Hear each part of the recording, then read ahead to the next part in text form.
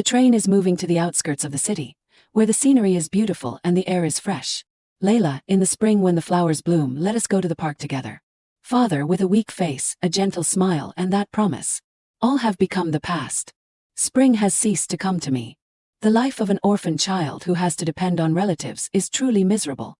Layla was always made fun of by the boys in the family. If you want to stay at my house, you have to do a welcome ceremony. At such times she could only protest weakly. If you do not like it, then let go. One of them started to get annoyed and snapped at her, don't like it, then get out. My aunt's children would torment me whenever they had the time. They used harsh and contemptuous words to insult Layla. Even if we are related, I will still send you to the orphanage. Why should my family raise you? A child abandoned by her mother. Not only did they use words to torment her mentally, but those kids also used physical force to torment her physically. They pushed Layla into the lake without feeling any guilt at all. Layla sank deep into the lake, just like she was sinking into the despair that life had brought her. I struggled to return home with a bruised body. Then my uncle's punch landed straight on me, causing red syrup to spill all over the floor. He angrily blamed all the faults on a little girl. It is all because of this spoiled brat. Ever since you came here, bad luck has kept coming. Especially on the days he lost everything at the gambling den. No one could stop his cruel abuse. My aunt tried her best to stop his violence. Please stop, are you going to kill her? But once the alcohol took over, even heaven could not stop him. The time I spent there was like hell. But a child with nowhere to go like me had no choice but to endure. However, misfortune piled up like snow falling all night. Layla said in a trembling and weak voice, Auntie, I won't be a bother. I will be obedient and do everything that is asked of me. So please do not abandon me, Auntie. But the response to that pitiful plea was a dismissive wave. It is over, Layla. Go to other relatives and ask them for help. Layla looked up at her aunt with tearful eyes. She had no other choice but to make this painful decision. Wouldn't it be better here? Go and be strong. On one of the coldest winter days, I became a child with no place to rely on. After that, I went to other relatives' houses, but all Layla received were words of scorn and contempt. What is the use of a girl? It is just a waste of money. What mistake did you make to get kicked out? I have no intention of taking children like you into my home. Look, how do you think we can help you in this situation? Cutting expenses is not enough. No one wanted to take in the orphan child of a traitor, a child abandoned by her mother. Coincidentally, or perhaps not. While she was at a dead end in her life, a distant relative called out. He jotted something down on a piece of paper and asked, Do you know Berg? Layla quickly replied, Yes, sir. He gave her a piece of paper and instructed, Go there and find this person. I will contact them beforehand. Layla carefully read the information written on the paper. And so I left Lovita, where I was born and raised, boarded a train, crossed the border, and arrived in Berg. The train kept chugging along the tracks. Layla sat inside the train carriage with a brighter expression, looking forward to a brighter future. With a small hope in the unfamiliar name on the paper, Layla finally arrived at Berg Kolsvar station. She slowly stepped off the train carrying her bag. Outside, people were bustling back and forth. Layla stood dumbfounded, looking at the surrounding scenery for a long time with worry in her heart. This is Berg. Can I find it? What if I can't find that person? Now I can't go back to Lovita. No, do not think like that. This is the country where my father was born. Thanks to that I can speak Berg. During the time when her family was still harmonious, her father was always proud of his daughter Layla. My daughter is a genius. She quickly went to look for someone to ask for directions. Layla told herself it is okay, it will be all right. While she was struggling to find someone to help her, Layla noticed a postman passing by. She quickly called out, Excuse me, Mr. Postman. I have to go to the place written here. Can you show me the way? The postman bent down to read the address on the paper. Let us see, the Duke Herhard's gardener, Bill Lemmer, huh? If it is him, then I know him well. I am on my way to the mansion right now, so follow me. Layla smiled brightly as everything went smoothly. Yes, really, thank you, sir. Sitting in the horse-drawn carriage, Layla innocently admired the romantic scenery along the way. Everything made her squeal with delight. The sadness in her heart seemed to be completely soothed. Over there is the mansion where the Duke lives. This world is like a fairy tale. Is he the gardener for this beautiful mansion? What kind of person is he? Will he accept me? Thousands of questions kept popping up in Layla's head. Suddenly, she stopped when she saw something ahead. An elderly man was diligently gardening. Layla knew that he was the person she was looking for, so she quickly adjusted her hair and clothes. With a straight posture, a bright and polite face, She approached him and asked, "Excuse me, are you Mr. Bill Lemmer?" The man stuck his shovel into the ground, stopped what he was doing, and confirmed yes. Layla was eagerly waiting to see his face. He looked at her and introduced himself, "I am Bill Lemmer." His stern and somewhat fierce expression made Layla a little scared. "Calm down, I have practiced many times on the train." Immediately after, she quickly regained her composure and confidently introduced herself, "Hello, Mr. Bill Lemmer. My name is Layla Rewellen. I come from Lovita," she said with a bright smile to win his favor. Bill thought to himself, Lovita. No wonder her pronunciation sounds so strange. He asked, "You mean you crossed the border?" Layla quickly replied, "Yes, by train." Bill curiously got to the main point. "So, what do you want with me, Mr.?" Bill's question took Layla by surprise. She stood still in embarrassment. He clearly said he would contact her beforehand, but perhaps. Bill also found it strange that the little girl just stood still without saying a word. Suddenly, the postman from earlier appeared and waved to Bill.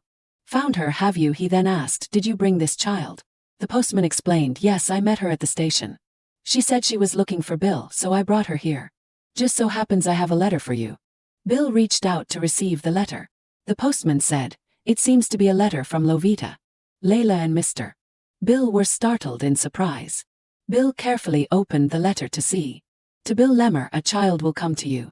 Her name is Layla Rewellen, daughter of Albert Rewellen. The girl's mother had an affair and left home for a long time.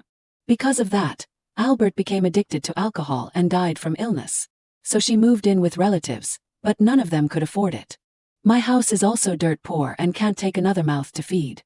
Just reading this far made Bill feel something was off, but he still tried to continue reading.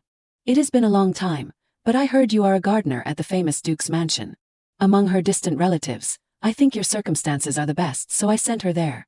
Bill went berserk. He could not control his emotions and yelled, What distant relative? We are barely related, her father and I do not even remember each other. Now you tell me to raise the child of a distant relative I have not seen in over 20 years. Why send that little girl to this widowed Bill Lemmer?" At the end of the letter, Layla's uncle added a postscript, "If things do not work out, send her to the orphanage." Bill crumpled the letter in frustration at being put in this passive position. This damn guy, how could he send the message so quickly? What was he thinking? Is he even sane? No matter what. We are relatives, and we are adults. How could he let a child travel all the way here alone? Layla was deeply moved by the words of a stranger who cared about her. Bill also realized the selfishness of Layla's relatives. That is right, whether she lives or dies in this remote land would not affect you guys. He glanced at Layla, the most pitiful child at this moment. It is still cold, and she is only wearing this much. She looks as thin as a rail. It seems like she has not been eating properly. Traveling such a long distance with only a single bag. Bill covered his face in helplessness at this difficult situation. Layla called out, "Mr. Bill Lemmer." He turned to look at Layla with a sad face. She tried to stand on tiptoe as much as possible and said, "I am not that small. Next week I will be 12 years old. I can read and write. I can also help with any kind of work." Bill's eyes widened in surprise at the understanding nature of this child. A sudden silence fell between the two of them. The sun was gradually setting. Mr. Bill had packed up his things to go home. He told Layla, "Follow me. First we have to eat our fill before we can decide anything." So Layla quickly followed behind Mr. Bill. By the time they reached the small house, it was completely dark. Inside, everything was neatly arranged. Layla looked around curiously. Are the other family members not here? Suddenly, her eyes widened as if she realized something. Could it be that he lives alone? A moment later, Layla sat neatly at the dining table. Seeing that she only ate a little bit, Mr. Bill asked Layla, "Is that all you are going to eat?" Layla hurriedly explained, "Yes, sir. I only eat a little, really." Mr. Bill bluntly said, "I hate picky eaters. You have to be able to eat everything like a cow, at least." Layla was very surprised that someone had told her to eat a lot for the first time. So she reached forward and took a lot more food onto her plate. While eating, Layla said, "Being like a cow is a bit difficult, but I am a good eater." Mr. Bill thought to himself, it seems she has survived by being perceptive. Suddenly he became serious and asked, "But you, aren't you afraid of this old man?" Layla smiled innocently and answered honestly, "You do not scold or hit me, and you give me such delicious food. So I am very grateful to you. You are a good person." Those words touched Mr. Bill's heart. How has she lived that she is grateful for such small things? These damn people. He slammed his glass down on the table in frustration.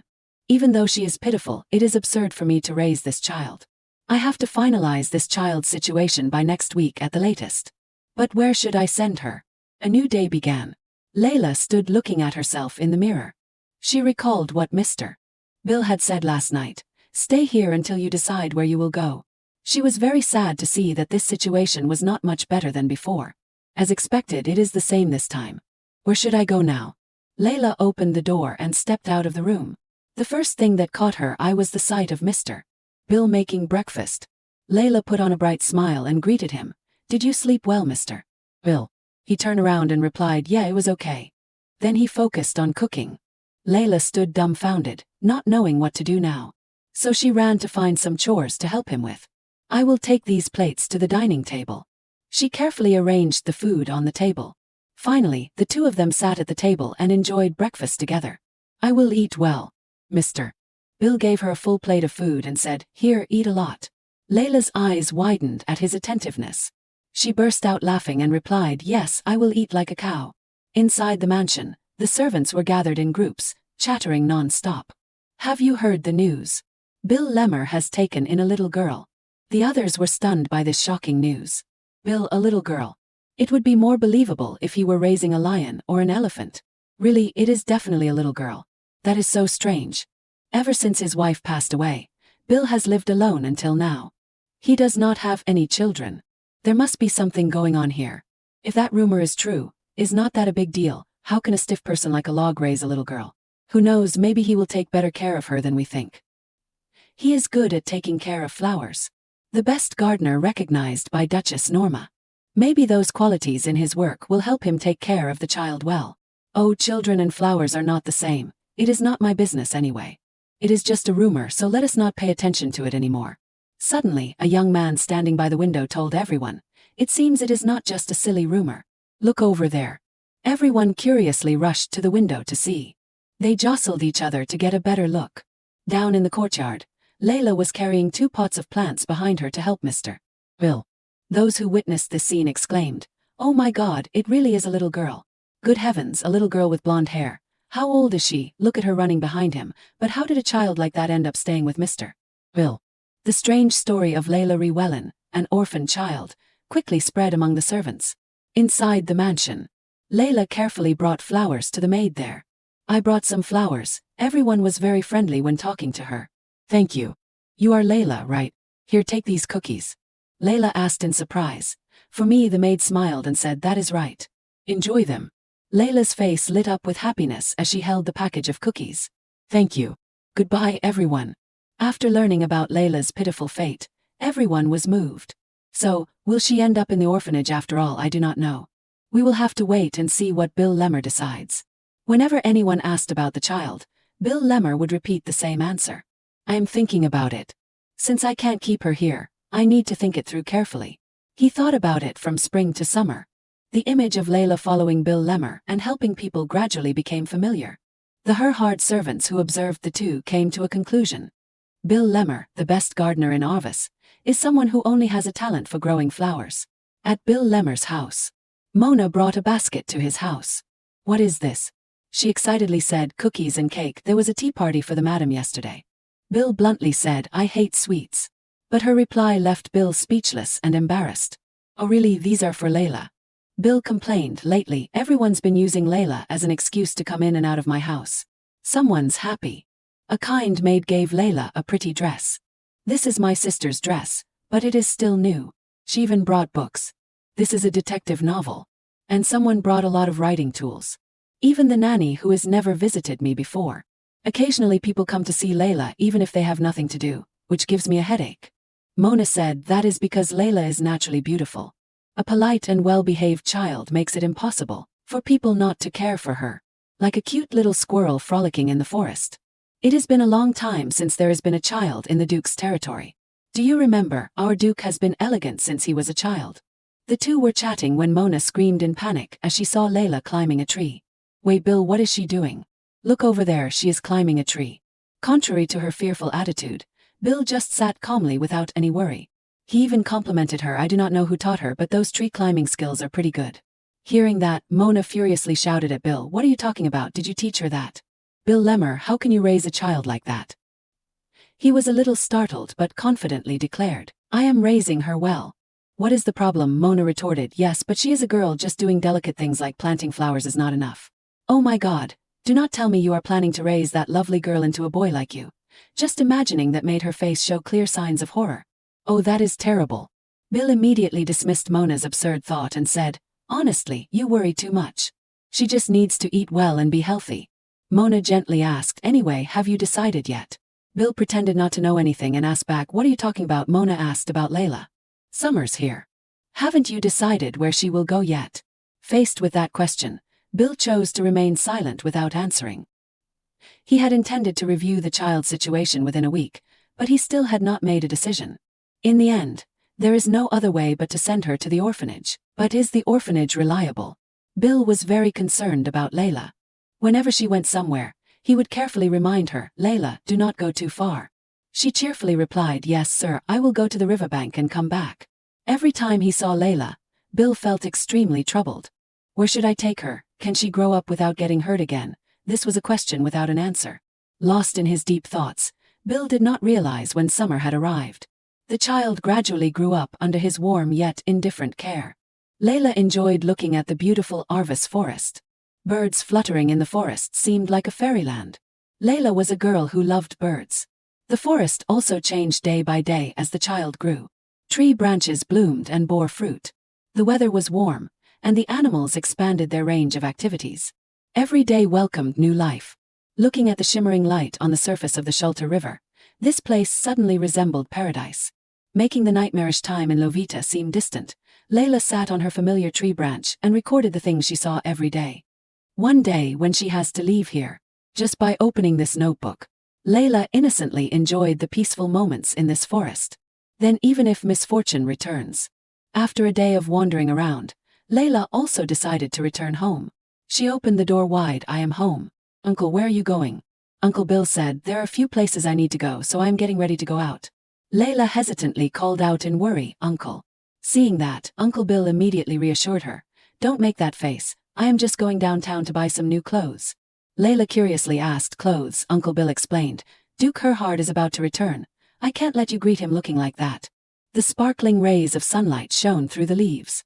Layla walked and wondered, Uncle, is the Duke the owner of this territory? Uncle Bill said, that is right, now that the semester is almost over.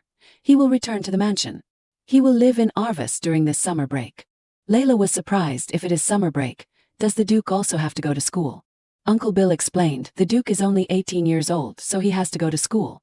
Layla's eyes widened in astonishment. 18 years old, the Duke. Uncle Bill could not help but laugh at the little girl's naive expression. Are you that surprised? Let me tell you something even more surprising. He became a Duke when he was your age. The more Layla listened, the more shocked she felt. My age. Suddenly, Bill used his hand to stroke the head of his little niece. A Berg station. Everyone lined up solemnly to welcome the Duke back. Finally he arrived. The Duke appeared with a dashing appearance. His breathtaking beauty no different from an A-list star. Upon seeing him, the butler immediately bowed his head in greeting. Welcome home, master. Let me escort you to the mansion. The people present there also admired the Duke's radiant beauty. Everyone escorted him back to the mansion. Outside the station, the Duke suddenly stopped when he saw the means of transportation he would be using. A horse-drawn carriage, the butler replied, yes, sir. Duchess Norma is not comfortable with cars. The Duke smiled and said, I know. She always considers cars to be vulgar and dangerous lumps of metal. Hearing that, the butler hurriedly apologized. I apologize, master. Next time I. However, the Duke said with amusement, it is okay, it is not bad to have a classic experience once in a while. Let us depart. The butler immediately acknowledged the order, yes, master. On the grounds of the mansion, everyone also gathered to welcome the Duke. The carriage carrying the Duke was moving through the streets of Berg. In the carriage, the butler carefully reported some necessary matters to the Duke. During your stay in Arvis, we will have a social meeting, a board meeting regarding insurance for merchant ships. So throughout the journey, the butler kept talking non-stop. The carriage passed by a place with 2 rows of lush green trees. From inside we could also see its peace and poetry. Seeing this beautiful scenery, The Duke could not contain his delight and unconsciously smiled.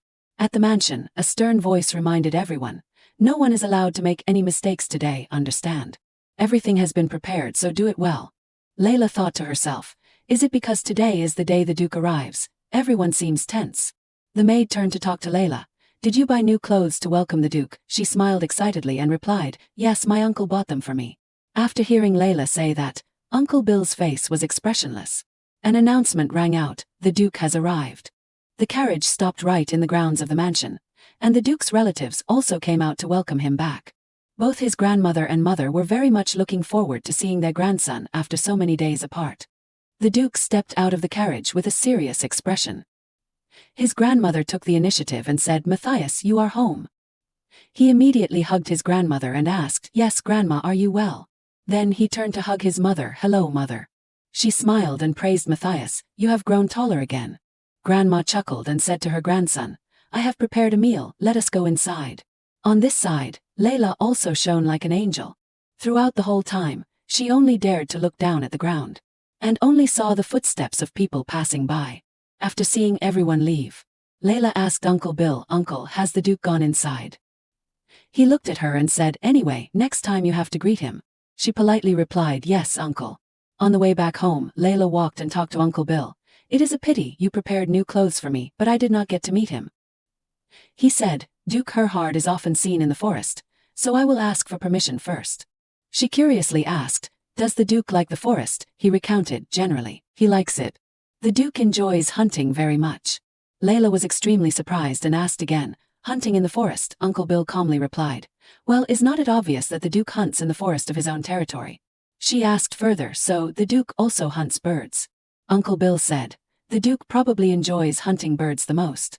You will be surprised if you see the Duke shoot. Even though he is young, he is a marksman."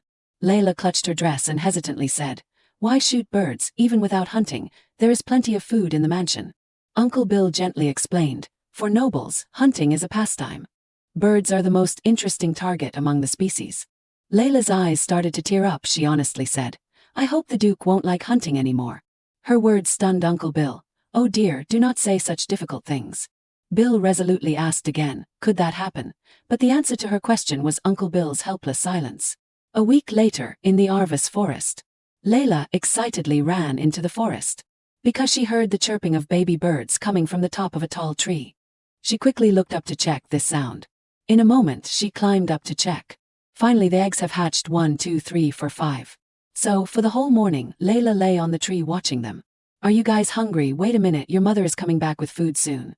Saying that, Layla slowly sat up. Old memories suddenly flooded back into her mind. "Mother, where are you going?" At that time, her mother gave her a gift and said, "Layla, Mother will go far away."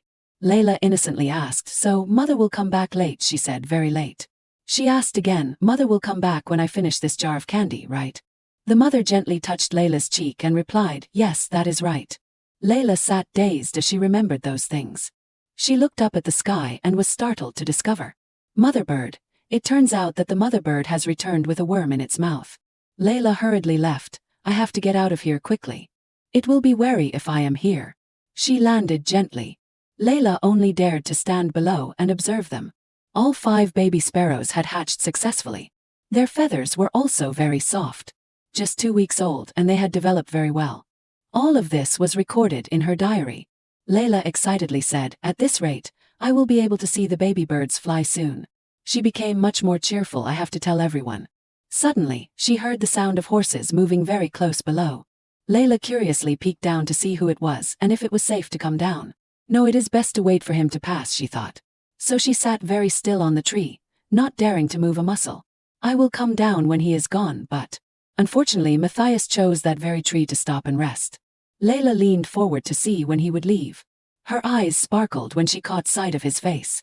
But due to carelessness, Layla lost her grip and tumbled forward. Hearing a strange noise, Matthias quickly glanced over to see what it was.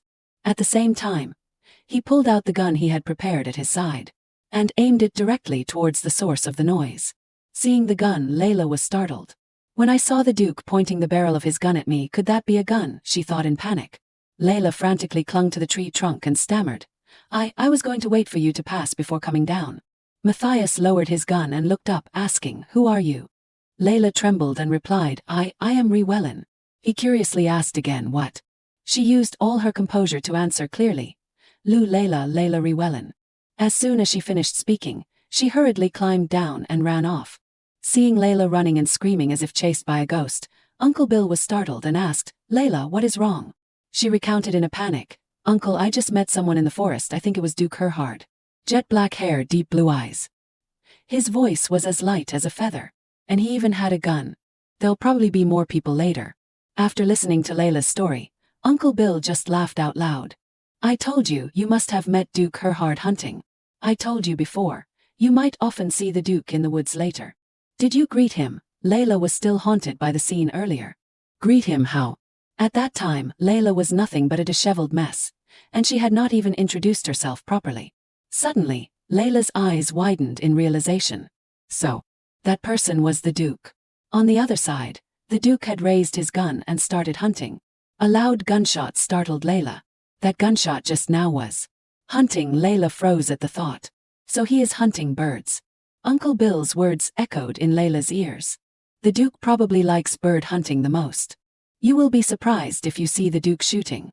Even though he is young, he is a sharpshooter. Subconsciously, Layla could only scream in protest, "No, no." Uncle Bill put his hand on Layla's shoulder and said, "Come on, let us go inside." Seeing her standing still as a statue, he called again, "Layla." Tears of sorrow rolled down Layla's face. Matthias von Herhard, the heir to the most prestigious family under the royal family, possessed the qualities and dignity of a top aristocrat, an elegant and harmonious appearance. Everyone praised him as the Herhard family's masterpiece. It seemed everyone was proud of and respected him. Only one person in the territory had a different opinion, Layla Rewellen. That day, Layla rushed into the forest with the thought, if he is still in the forest, many birds will lose their lives. For him, the smaller the bird, the harder to catch, the more interesting it is. So they are the perfect living targets. He does not even care about the prey he shot, even if they are covered in syrup or even dead, so he just leaves them as they are and walks away. Not long ago, the mother sparrow had died while searching for food for her children, the newly motherless chicks. Layla carefully used a handkerchief to wrap their bodies. The chicks gradually passed away, unable to leave their nest even once. During the month the Duke hunted in the forest, Layla secretly buried those unfortunate birds, and decided to nickname him the Beautiful Bird Hunter. Of course, that was only Layla's personal decision. No matter how many things happened, the Arvis forest retained its picturesque beauty. Layla stood inside the house, gazing at the new day through the window. Uncle Bill also stood silently watching Layla for a long time. He understood her sadness as the birds continued to perish. Bill suddenly approached Layla and extended his hand in front of her. She looked up at him with affectionate eyes. Seeing her adorable expression, Uncle Bill could not help but smile. Layla placed her small hand in his.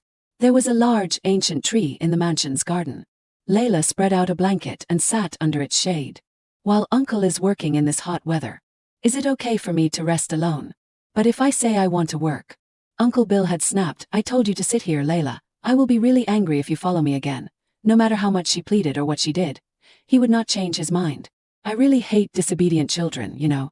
Faced with such threats, Layla could only obediently comply. After giving his instructions, Uncle Bill did not forget to pat her head before leaving for work. "I will call you later. If you are hungry, eat some peaches." Dejected, Layla could only bury her face in her hands. Suddenly, a stranger approached where she was sitting. A young boy, upon seeing Layla, cheerfully greeted her, "Hello." She looked up with a bewildered expression. "Who is this? I have never seen him before." The boy sat down next to Layla and started chatting as if they were old friends. "Do you live here?" Layla replied, "Here. I live with Uncle Bill." He was extremely surprised. "Uncle Bill, don't tell me it is that scary gardener." Layla quickly defended him. "He is not scary." But the boy still could not stop being afraid of Uncle Bill. "Do you always get that impression every time you see him?" She asked him back, "Do you live here too?" He smiled brightly and said, "No, I came with my dad. My dad is the Herhard family's private doctor. He came to examine the old madam today. Sometimes I come here with my dad." Mrs. Norma said it was okay. After listening, Layla could only reply, "Oh, I see." The boy seemed to really like Layla. She felt quite puzzled as he kept staring at her. He curiously asked her, How old are you? Layla shyly replied, 12. Hearing that, the boy laughed in delight. Same as me. But you look so small. Layla gaped at him when she heard him body shaming her. So she bluntly replied, you are small too. Being called small by a girl, he immediately stood up and boasted, what, no way, I am the tallest in my class. Layla pouted and said, anyway, you are smaller than Uncle Bill. Hearing her words, he replied in astonishment, what? How can anyone be taller than that uncle, not even adults? Layla stubbornly insisted, no, small is small. He whined, aren't you being too mean? The boy then changed the subject. The shade here is so cool. Layla, hearing that, silently guessed, does that mean he is going to stay here? She looked at the bag of peaches Uncle Bill had prepared.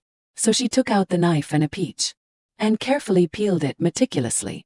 The boy sitting next to her saw this and curiously asked, that is a knife, you are so funny, why would a girl carry that in her bag? Layla said, Uncle Bill put it in for me. Don't tease me.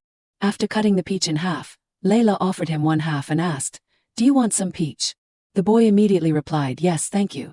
Saying that, he used his little nose to inhale the fragrant aroma of the peach. While eating, he asked, but why do you look so lifeless? Is something wrong? Layla hesitantly said, well, the Duke and his friends keep hunting birds. He still did not understand what she meant, so what Layla said, they kill birds for fun. Thinking someone would share her thoughts, Layla was disappointed to find this boy also held the same mindset as everyone else, that hunting was just the way it was. Layla turned to him, her eyes filled with sadness. Do you think so too? The boy flinched, denying it. Oh, no way. I do not. I feel so bad for them. Animals can feel pain and sadness too. Layla foolishly believed his lies, thinking he was a strange one, but it turned out he was a good person. Seeing that, she offered him the remaining half of the large peach. Do you want more peach? He could not control his craving and replied yes. This peach is so juicy and sweet. Layla smiled, sharing, I picked it in the forest. As they were chatting happily, the boy's mother called out, Kyle, time to come home. He quickly stood up, saying goodbye to his new friend. I have to go now. Kyle Etman. What is your name? Layla also stood up and shook his hand as a greeting. I am Layla, Layla Rewellen. Kyle beamed, Layla Rewellen, nice to meet you, Layla. See you later, he said, waving goodbye to Layla. As Layla watched him leave, she wondered, will we ever meet again? Unexpectedly, at the same time, Kyle called back, Layla, next time I will bring you some delicious food. Layla smiled and waved goodbye, but a subtle sadness filled her heart. Maybe I won't be here by then. It was better to keep it to herself. As soon as Kyle met his mother, she asked curiously, Kyle, who was that girl? Kyle excitedly recounted, she lives with the gardener. She is the same age as me, Mom. His mother gently placed a hand on her son's shoulder and glanced back at the girl Kyle had just met. Is that so? Finally, Mr. Bill finished his work and called out, Layla, come down here. Hearing the call, Layla quickly gathered her things and rushed down to Mr. Bill. Are you done, Uncle? He reminded her carefully, slowly now, do not fall. As they walked, Mr. Bill asked, are you hungry? Layla politely replied, no, I had a peach earlier. I met a boy just now, he is my age. Layla stopped mid-sentence as someone walked by. It turned out to be the Duke and his friends. You are so skilled, how do you hit every shot? That is right, it is amazing to hit such a tiny bird. Matthias also quickly recognized the girl he had met in the forest the other day. Seeing him looking at her, Layla became much more timid. Mr. Bill quickly bowed to the Duke. Greetings, Your Grace. Matthias cheerfully replied, it has been a while, Bill. Mr. Bill turned to introduce Layla. I apologize for not telling you sooner, but I will be letting this child stay in Arvis temporarily. Although we have already asked the madam's permission, I thought I should still inform Your Grace. Layla quickly bowed her head in respect. One of Matthias's friends pointed at her and asked, is that the girl? The one who lives in the forest? She is always hiding behind trees, peeking at us and secretly burying the birds. Hearing this, Matthias glanced at Layla. He also recognized her as the child sitting in the tree that he almost shot, mistaking her for a bird. Matthias agreed to Mr. Bill's request. All right, do as you see fit, Bill. Mr. Bill bowed his head in gratitude. After their conversation, the Duke and his party left. As Layla looked up, she saw a servant carrying a dead chicken.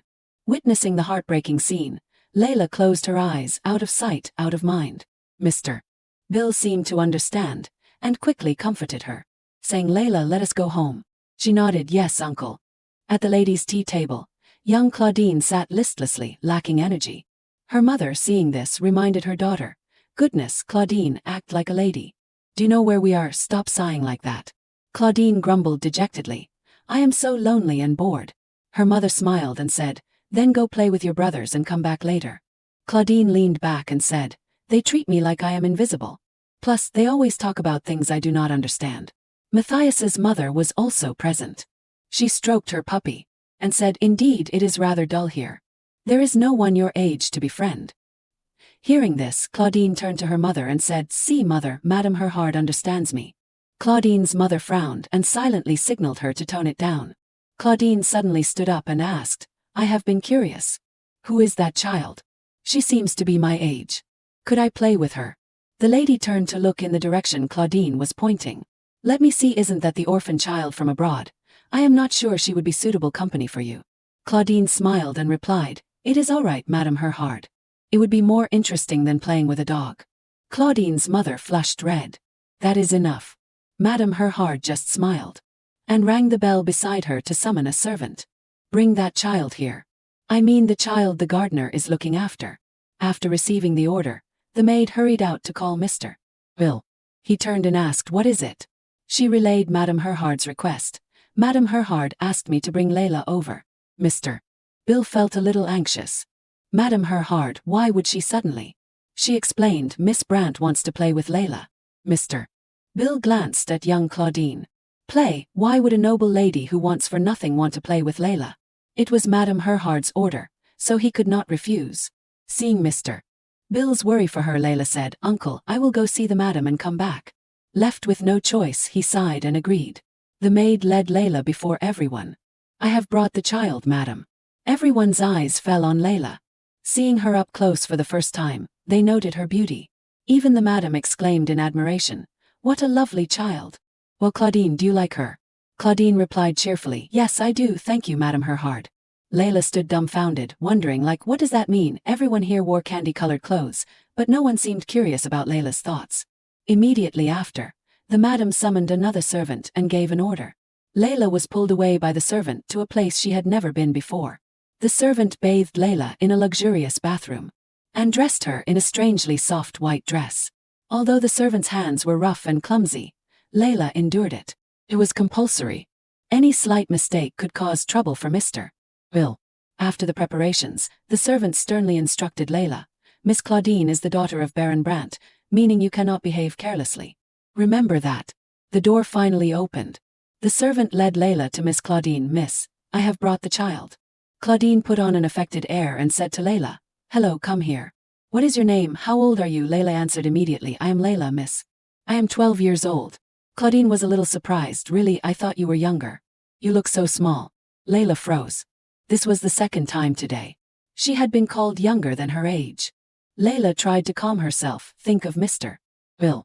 I have to endure this. Claudine sat down at the piano and cleared her throat. Can you play the piano? Layla shook her head. No, miss. It was the first time she had seen such a large piano. Truly the daughter of a wealthy family, she thought.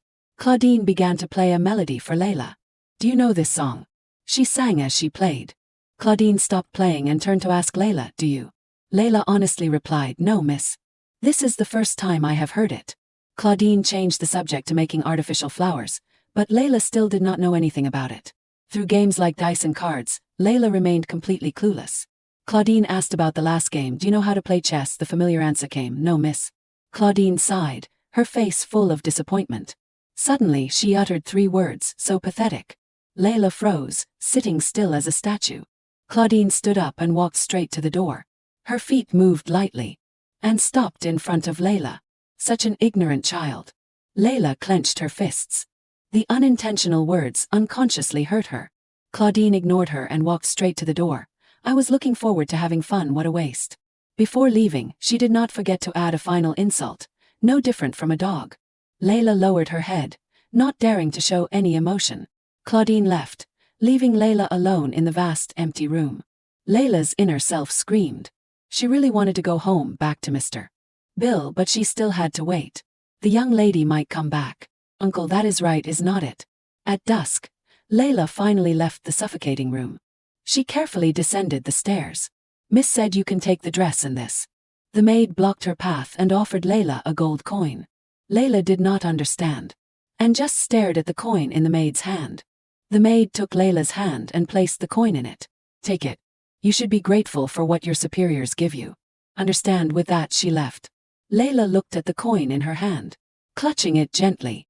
Layla walked quickly, as if wanting to escape from this place.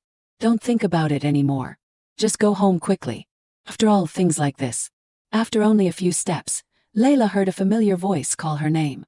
She stopped, turned around, and saw, inevitably at this very moment, the young lady from earlier, Claudine. Why must it be? Layla clearly heard the three people on the other side talking. Who is that? The child the gardener's raising. At times like these, she felt truly fortunate that the Duke was not present.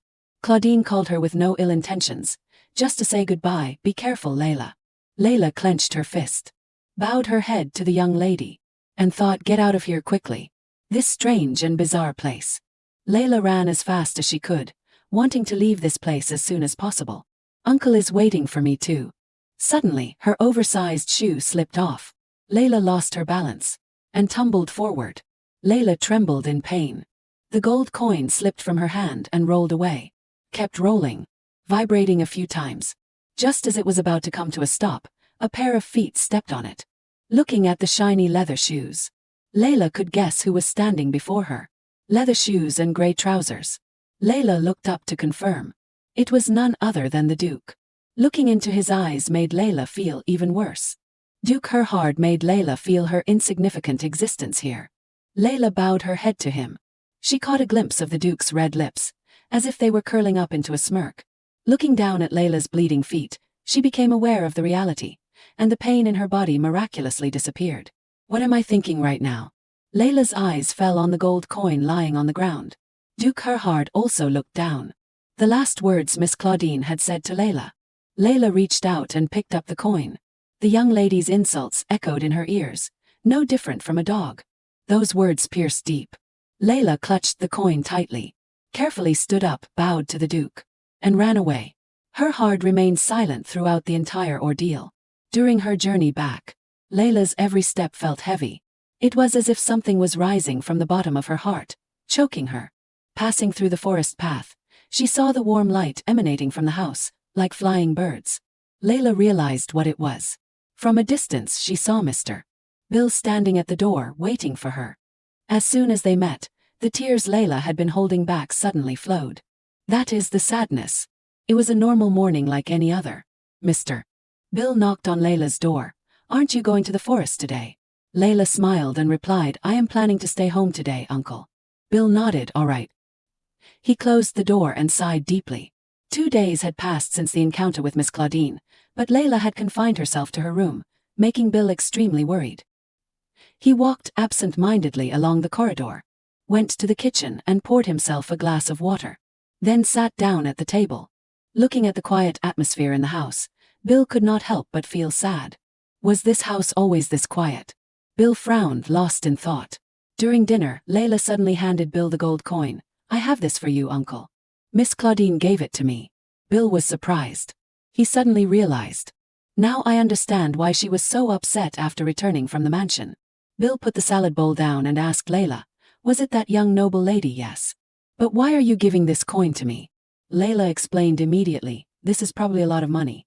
So no matter how uncomfortable I feel, I can't throw it away. The image of her bowing at the Duke's feet flashed in her memory again. Layla brushed aside the thought and continued with a smile. I thought about it a lot and felt it was not right. But if it can help me repay you even a little, I want to give it to you. Bill did not say anything, only remembering that day. From the moment I saw Layla return home in such a disheveled state, like she was running away from someone, I guessed she had been hurt at the mansion. So, even though I pretended not to know for fear of making her cry, Bill blamed himself. Damn it. But he told Layla, that is the money you earned, so you should keep it. Layla was surprised. Money I earned, how? Bill declared to Layla, yes. This is the money you earned after working. Dealing with a bored noble is quite similar to the work I do. And you did a great job, so you can proudly accept it. That is right. Bill proudly encouraged his niece and even gave her a large piece of meat as a reward. Layla's mood brightened considerably after being encouraged by her uncle. Really? Bill nodded and continued with more encouraging words, that is right. Congratulations on entering the world of adults, Layla. Layla admired the gold coin in her hand. Her spirits momentarily lifted. However, something still bothered her. But uncle, I am still young.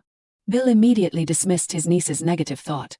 If you can earn a living with your own strength, then you are an adult. Layla, you have done that. Just once, and only one gold coin. There are many adults in this world who can't earn that much in one go. Bill placed a large plate of food in front of Layla, making her gasp in surprise. Such a beginning is a success. Because you have had a good start, you will also become a wonderful adult in the future. Mr. Bill's wonderful words of encouragement quickly lifted Layla's spirits from the depths of despair. Bill looked at the plate of food and reminded her, "You have been eating like a bird for days, so eat this. Remember, I like children who eat like a cow." Layla nodded and immediately picked up her fork to enjoy the meal. She did not forget to ask, "Uncle, if I eat well, will I grow taller?" Bill nodded, "Probably." "What is wrong? Did someone call you small?" Layla pouted, "No, but I seem to look like a child." Bill covered his mouth, chuckling to himself, "Because you really are a child. I just said you are an adult, and now I am contradicting myself." Bill stood up and offered to get Layla some apple juice. She readily agreed. When Bill returned, Layla asked, "By the way, Uncle, if this is the money I earned, can I use it freely?" Bill nodded and asked immediately, "Of course. What do you want to do?" Layla confessed, "I want to buy a notebook. My old one is full." Bill naturally agreed. Layla wants a new set of colored pencils. Bill did not object either. Suddenly, Layla suggested to Bill, "Don't you want to buy anything, Uncle?" Bill was slightly surprised and a smile spread across his face. "What, buy something for me?" "Yes." Bill smirked, his eyes full of suspicion as he looked at Layla. "Believe it or not, what if I told you I wanted something expensive? What would you do?" Layla replied excitedly, "If so, I will try to earn a lot of money, save up, and buy it for you, Uncle." Bill let out a hearty laugh, satisfied, and clinked glasses with Layla. "I will wait and see." Bill glanced at his niece, pride evident on his face. She is such a smart and lovely child. With her slender figure and delicate face, she will surely become a beautiful young lady when she grows up. But that might not be a good thing, I suppose. In difficult circumstances, beauty is like poison. Without a place to rely on, she will be vulnerable to danger. Bill was already getting a headache just thinking about it. Therefore, I plan to find a trustworthy place to send her. But what will happen if I can't find such a place? Damn this scary world and its wretched people. Despite his worries, Bill remained as cheerful as possible when talking to Layla. He asked if she wanted another glass, and Layla readily agreed. Yet Bill still had some concerns. At this rate, will she become an alcoholic when she grows up? No, it is just temporary, just temporary. Days like these continued to pass. After a long period of contemplation, Bill finally came to a decision. Layla bid farewell to Bill before leaving. "I will be back, Uncle." Bill nodded, not forgetting to remind her, "Remember to return before sunset." Layla nodded and leisurely departed. One day, this adorable troublemaker unexpectedly appeared in my life. Layla grew up amidst these thoughts. Her new clothes became small, and her skin became increasingly fair. The room, which was originally a temporary storage, now resembled a young lady's chamber. The image of the child running on the trail became clearer. I do not know when it happened, but Layla has become like the roses I care for. Now a beautiful and vibrant 18-year-old young lady, Layla picked enough strawberries to fill her basket. Then, carrying it, she returned. "Uncle, you are home early today." Bill, who had been waiting in front of the house for a while, smiled at Layla. Layla returned the smile, her beautiful face radiating sunshine. "Still here in Arvis with Bill Lemmer." "Uncle, look at this." Layla excitedly showed Bill a basket full of strawberries. "What is that?" Layla replied excitedly, "Wild strawberries. Look how much I harvested. Tomorrow I will pick some more, and we will make wild strawberry jam." Bill looked at the overflowing basket and jokingly asked, "All of this? Are you planning to sell the jam?" Layla nodded thoughtfully. "That is not a bad idea, actually." Bill took out some ripe red peaches. "I have peaches. Do you want some?" "Yes, please give me some." Bill split a peach in half. He gave one half to Layla. The two of them ate while admiring the scenery. It is summer now, so the peaches are ripe. The bright sunlight filtered through the leaves. Birds sang melodiously in the trees. Layla watched them intently, a strange sense of peace rising within her. Yes, summer is here again. As night fell, Layla sat at her desk. Long hours of reading blurred her vision. Layla tiredly rubbed her aching eyes. "This is bad. The exam is coming up, but it seems like my eyesight is getting worse. If I save up a little more, I can buy glasses." Layla immediately thought about business. 20 jars of strawberry jam, no 30 jars, wait, an idea thought suddenly flashed through her mind. Why do not I make wild strawberry jam too? All of them will fetch a good amount of money, right? So, tomorrow I will go early to pick as many wild strawberries as possible. The thought immediately lifted Layla's spirits. Suddenly Layla's door opened, and Uncle Bill poked his head in, worriedly asking, "Layla, it is late. Why are not you asleep yet?" Layla quickly replied, "Yes, I was planning to study a little more before going to bed." Bill could not help but praise her. "You are so diligent, but remember to go to bed early and do not overwork yourself." Layla nodded and wished Bill good night. Bill left the room, gently closing the door behind him. Layla relit the candle. She adjusted the brightness slightly, pulling herself together. She continued to focus on her studies. She recalled a long time ago when Bill first decided to send her to school. The people around them strongly opposed it. Everyone believed that there was no point in sending an orphan to school, even if she continued to live here. When she grew up, she would only need to find a suitable husband or work as a maid for the Duke's family. But Uncle Bill dismissed all the prejudices of those around him and insisted on sending Layla to school. She remembered the first day she stepped through the school gates, how overjoyed she and Bill were. He reminded her, "There is nothing to worry about, Layla. Come on." And so, Uncle Bill led her step by step onto the path of knowledge. Layla learned little by little about the strange world outside. Every day brought new things to learn, and she was always happy when her curiosity was satisfied. Every evening, Layla sat in the living room with Bill, sharing her day at school. He always responded with a familiar look and the words, "Layla, you will become a wonderful adult someday." This was Layla's favorite phrase. Whenever she heard it, her eyes would sparkle. It was like a magic spell. On nights she heard those words, she would drift off to sleep, imagining her grown-up self. "I want to show everyone the wonderful adult I have become, just like Uncle said. That is the first repayment I can make. To achieve that, I have to do well on this exam, and then there will be a happy summer break." The thought further fueled Layla's determination. But suddenly she remembered something. Summer was coming again. That person, Duke Herhard. After the Duke graduated from university, following family tradition, he attended the Royal Military Academy and was commissioned as an army officer. Due to his service on the foreign front, he had been absent from Arvis for the past 2 summers. And he would return this summer, which also marked the return of gunfire to the forest after many years. This was why Layla felt particularly sad. At Gillis Academy for Girls, Layla and her close friends were discussing their summer break plans. When asked, Layla brushed it off, saying she would figure it out later. Suddenly, the 3 of them saw a familiar figure. A tall, handsome young man was tilting his head, searching for someone. "Layla, look, he is here again." The young man, spotting Layla, waved excitedly. From such a distance, Layla naturally could not see clearly. She squinted her eyes. It was Kyle, happily calling her name. The appearance of a handsome young man at a girls' school quickly drew everyone's attention to Kyle. Layla recognized him, her eyes immediately brightening. She quickly bid farewell to her friends and left. "Guys, I will go first. See you tomorrow, bye." Layla walked straight towards Kyle, curious. "Why are you here? Why did not you come to my house? It is more convenient." Kyle calmly replied, "It is on the way anyway." But Layla understood him. Although she had mentioned it, Kyle still skipped his tennis club practice to go home with her. This annoyed the club members greatly. "Why is not Kyle coming? Isn't he going to see that girl again?" That is how it was. The seniors and members of the club always teased Kyle like that. Kyle blushed, quickly fanning himself with his shirt. To meet Layla as soon as possible. He had run all the way here. "There is a vanilla ice cream shop you like on the way back. Do you want to have some?" Layla readily agreed. Kyle always wanted to make the most of his time with Layla.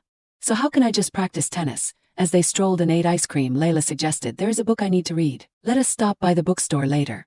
Layla continued eating her ice cream. Her every action was under Kyle's watchful gaze.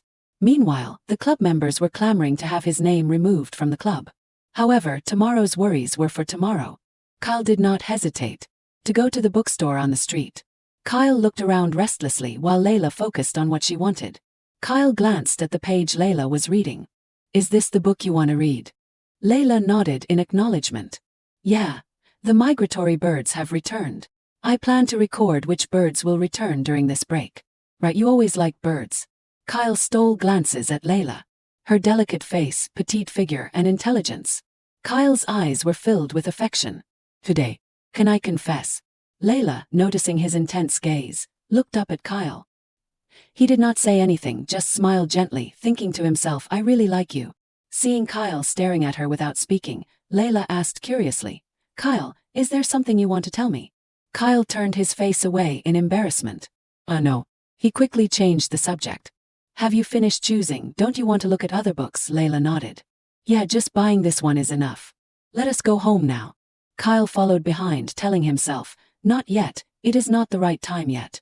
I am not sure about Layla's feelings, so if I confess hastily, our long-standing friendship will become awkward, and I do not want that.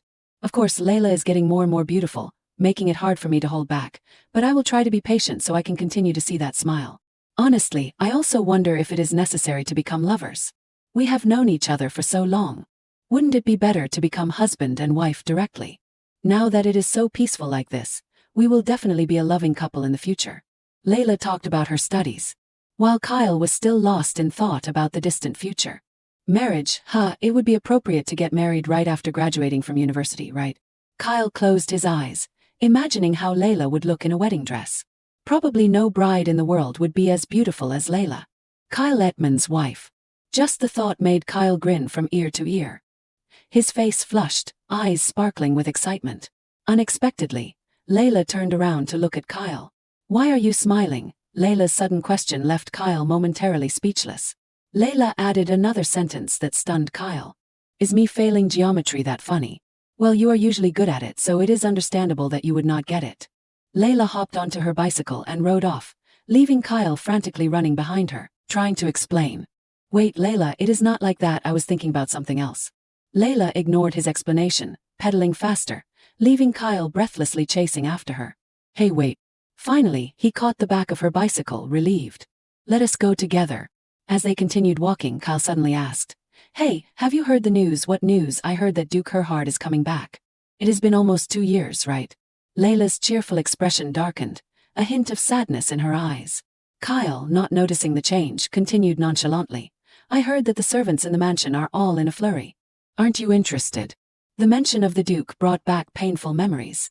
I do not want to see him. Especially since that day, the day Layla knelt at Herhard's feet to pick up the gold coin, it had been a lingering pain in her heart. Although Miss Claudine was the one who called me into the mansion, left me there and gave me the money, it was the Duke who made me feel absolutely terrible. It left a different kind of wound than the contempt and oppression I endured from my relatives when I was young. Every time I see the Duke, I remember that day. I have tried to avoid him at all costs. Even when Miss Claudine visited the mansion and called for me, it was just a brief passing. Even when the maid gave me the money, she never looked up. She always kept her head bowed as low as possible, so as not to see him. Even if Herhard passed by, he would not see her face. Layla truly hated him. That memory is a wound I want to forget, but he keeps reminding me of it. Layla lowered her head, her eyes filled with sadness. Suddenly, Kyle stopped in front of her bicycle and asked, Layla, can I become an officer too? Layla was surprised. An officer? Kyle immediately started boasting. Becoming an officer like Duke Herhard and earning a sharpshooter medal. Hitting the enemy with every shot, Captain Ettman.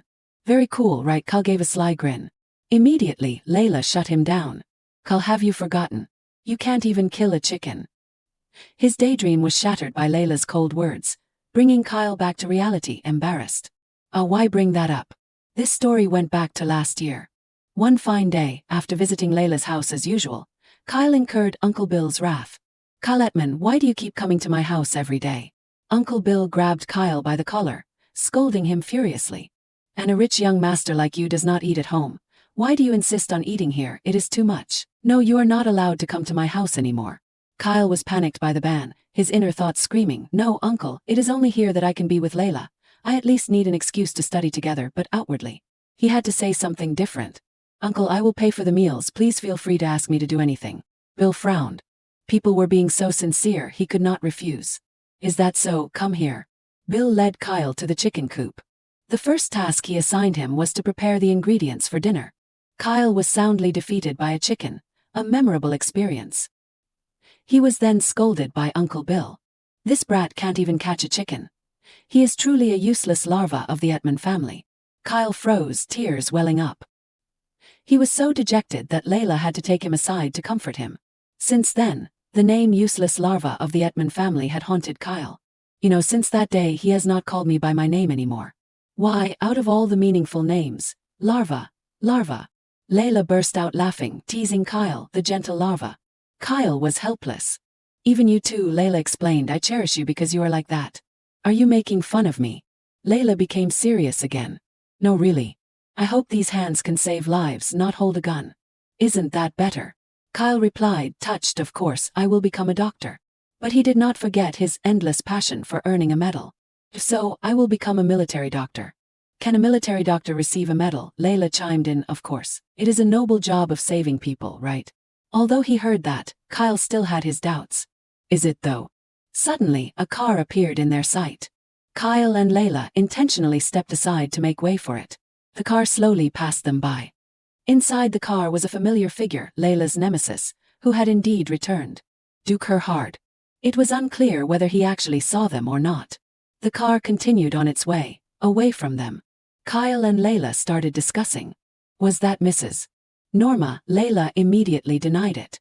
No, I am sure it was not her. I heard she does not like cars. Kyle was still wondering. The current car models are a combination of technology and style. Layla did not understand what he was talking about.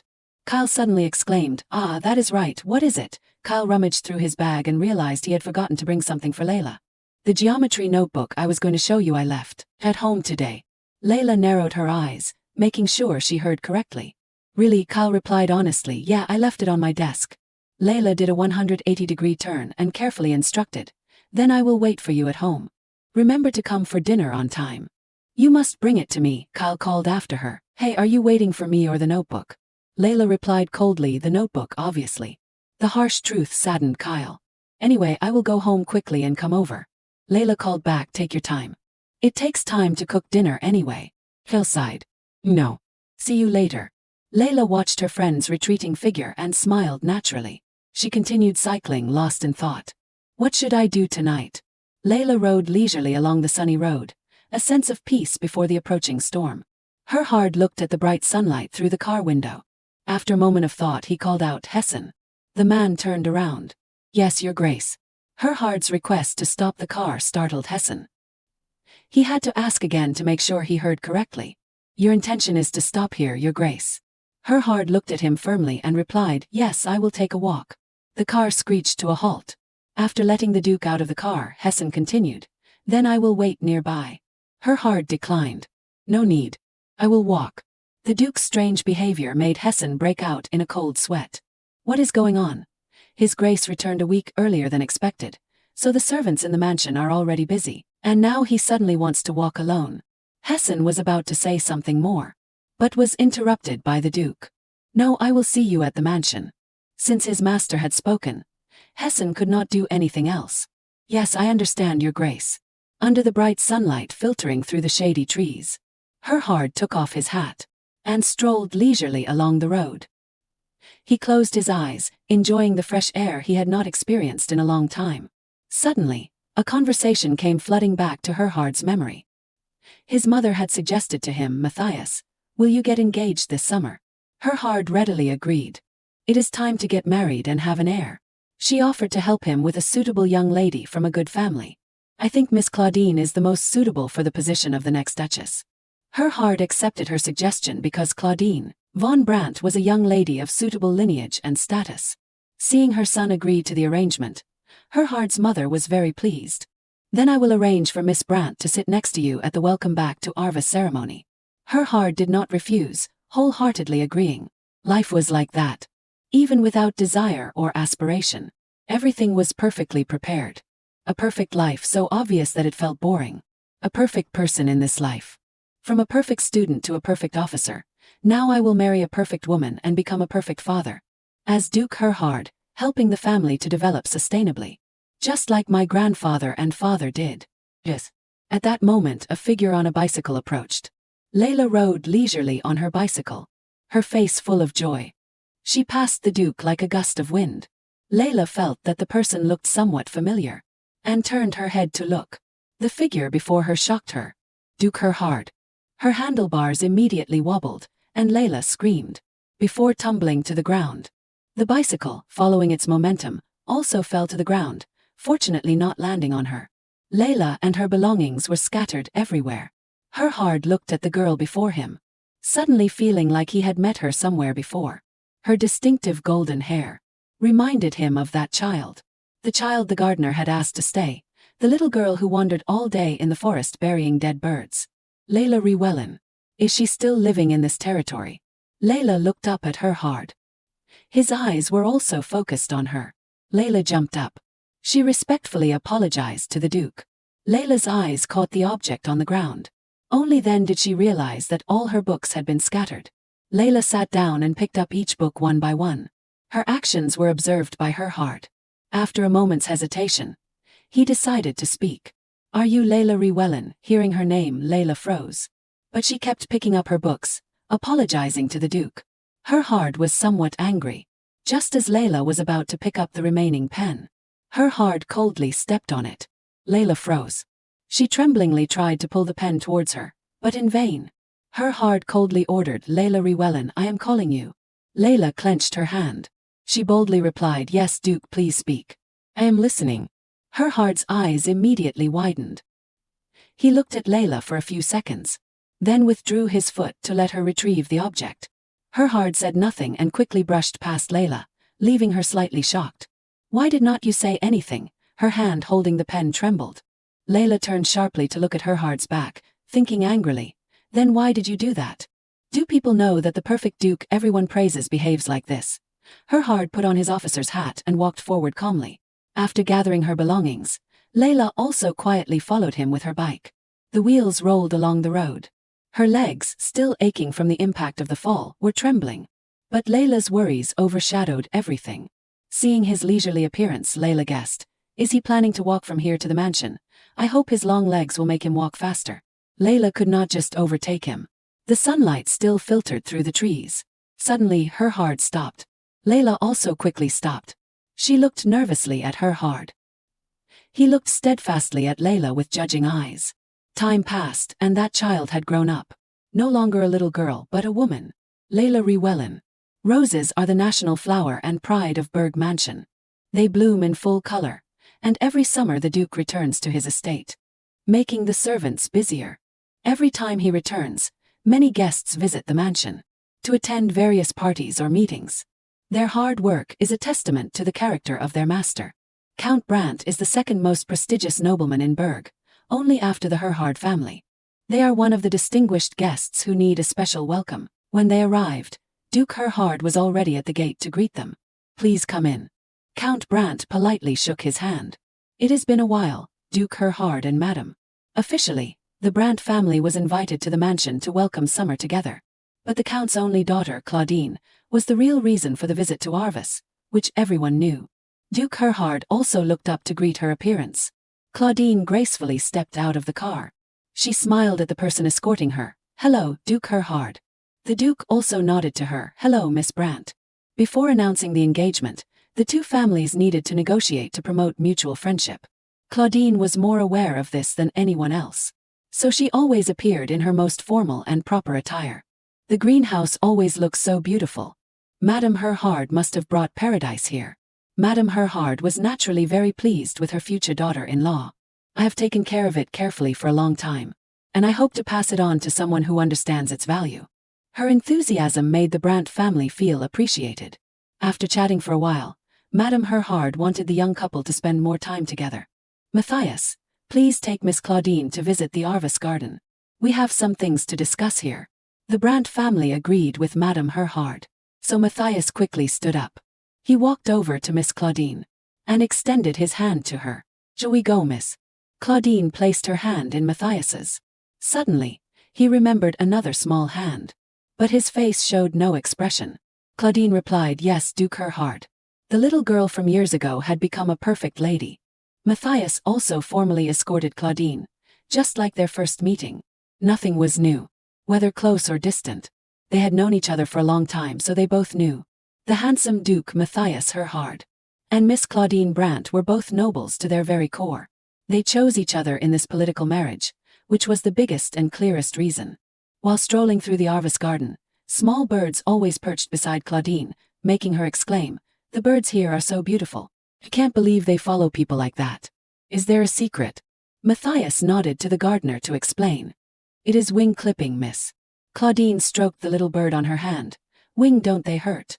The gardener shook his head and said, no, because I only trim their feathers. Are you curious, miss? I will show you. Claudine tilted her head and asked Matthias, "Is that all right, Duke Herhard?" And he completely indulged her. "Do as Miss wishes." So the servant quickly prepared the tools.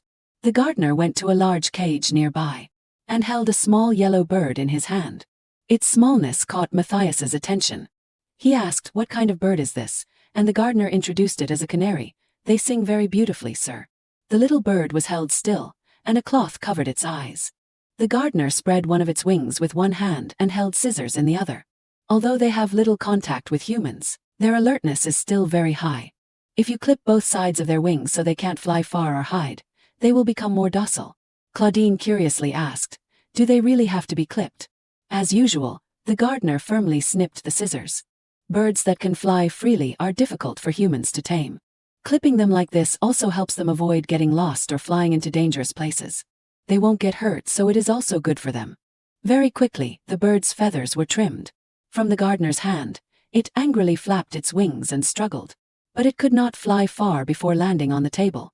The bird flapped its wings again, wanting to fly away, and once again quickly landed on the ground. The little canary tilted its head, looking at the large shoes in front of it. Matthias reached out and picked it up. The little bird immediately cried out and struggled to escape his palm. The gardener hurried forward to catch the little bird. "Oh my, it can't be tamed right away, sir. It needs some more time to get used to it." The gardener lifted the lively bird in front of Claudine. "Would you like to tame it, miss?" But she smiled and declined.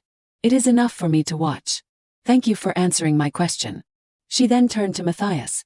"Now let us go back, Duke Herhard." The Duke paused for a moment, looking at her outstretched hand.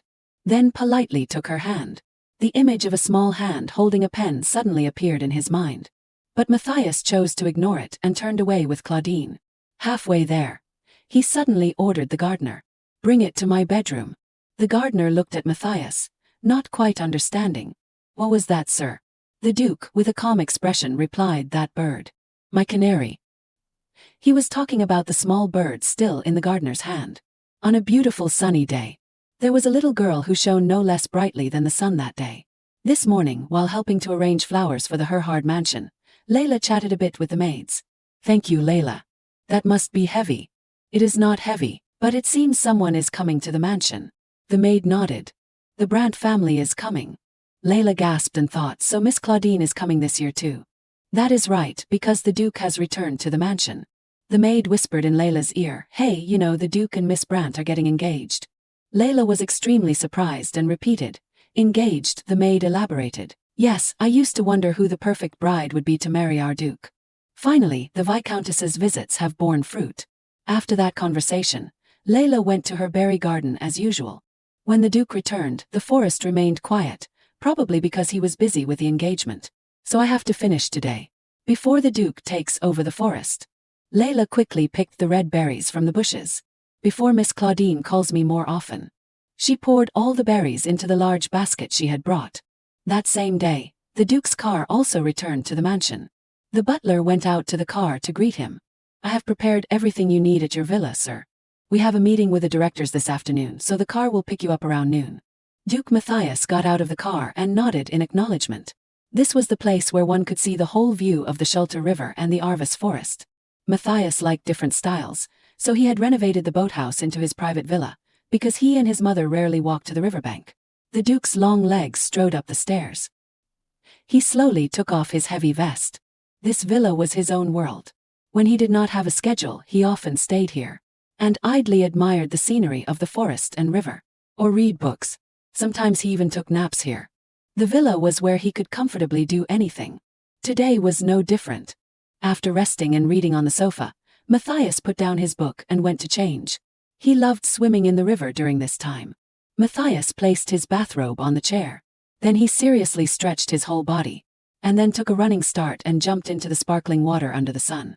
The moment he immersed himself in the river, the sky amidst the lush green trees, the sound of leaves rustling in the wind, the birds singing, the noisy engagement talk that people had been mentioning for the past few days gradually faded away amidst the quiet river.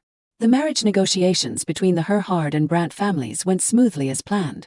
The engagement period was 1 year, and during this summer, their engagement would be officially announced. Now he had sufficient status to become Duke Herhard without needing to be an officer for too long. He had been in the guard for 2 years and then retired. After marriage, he planned to focus on the family business. Until now, it was still the same. His life went smoothly like a quiet river, all according to his wishes. But who knew that variables would exist? That day, Layla was also sitting on an apple tree by the river, reading the newspaper. She was startled to see Duke Matthias and dropped the newspaper in her hand. They chose this way to meet again. It was also that same newspaper that made the Duke discover that right next to the river, there was a girl sitting on a high branch staring at him. Layla thought she was mistaken and had to rub her eyes several times. When she opened her eyes and looked again, the naked man bathing was still there. What is that? It is a person, a man. But a naked man. Could it be Duke her heart? Layla was shocked. Oh my God, it really is the Duke. What on earth is he doing out there? Matthias ran a hand through his wet hair, pushing it back from his forehead. His attractiveness made Layla, even though she covered her eyes, still peek through her fingers to look. No, do not look anymore. Close your eyes. She did not expect the Duke to swim towards her.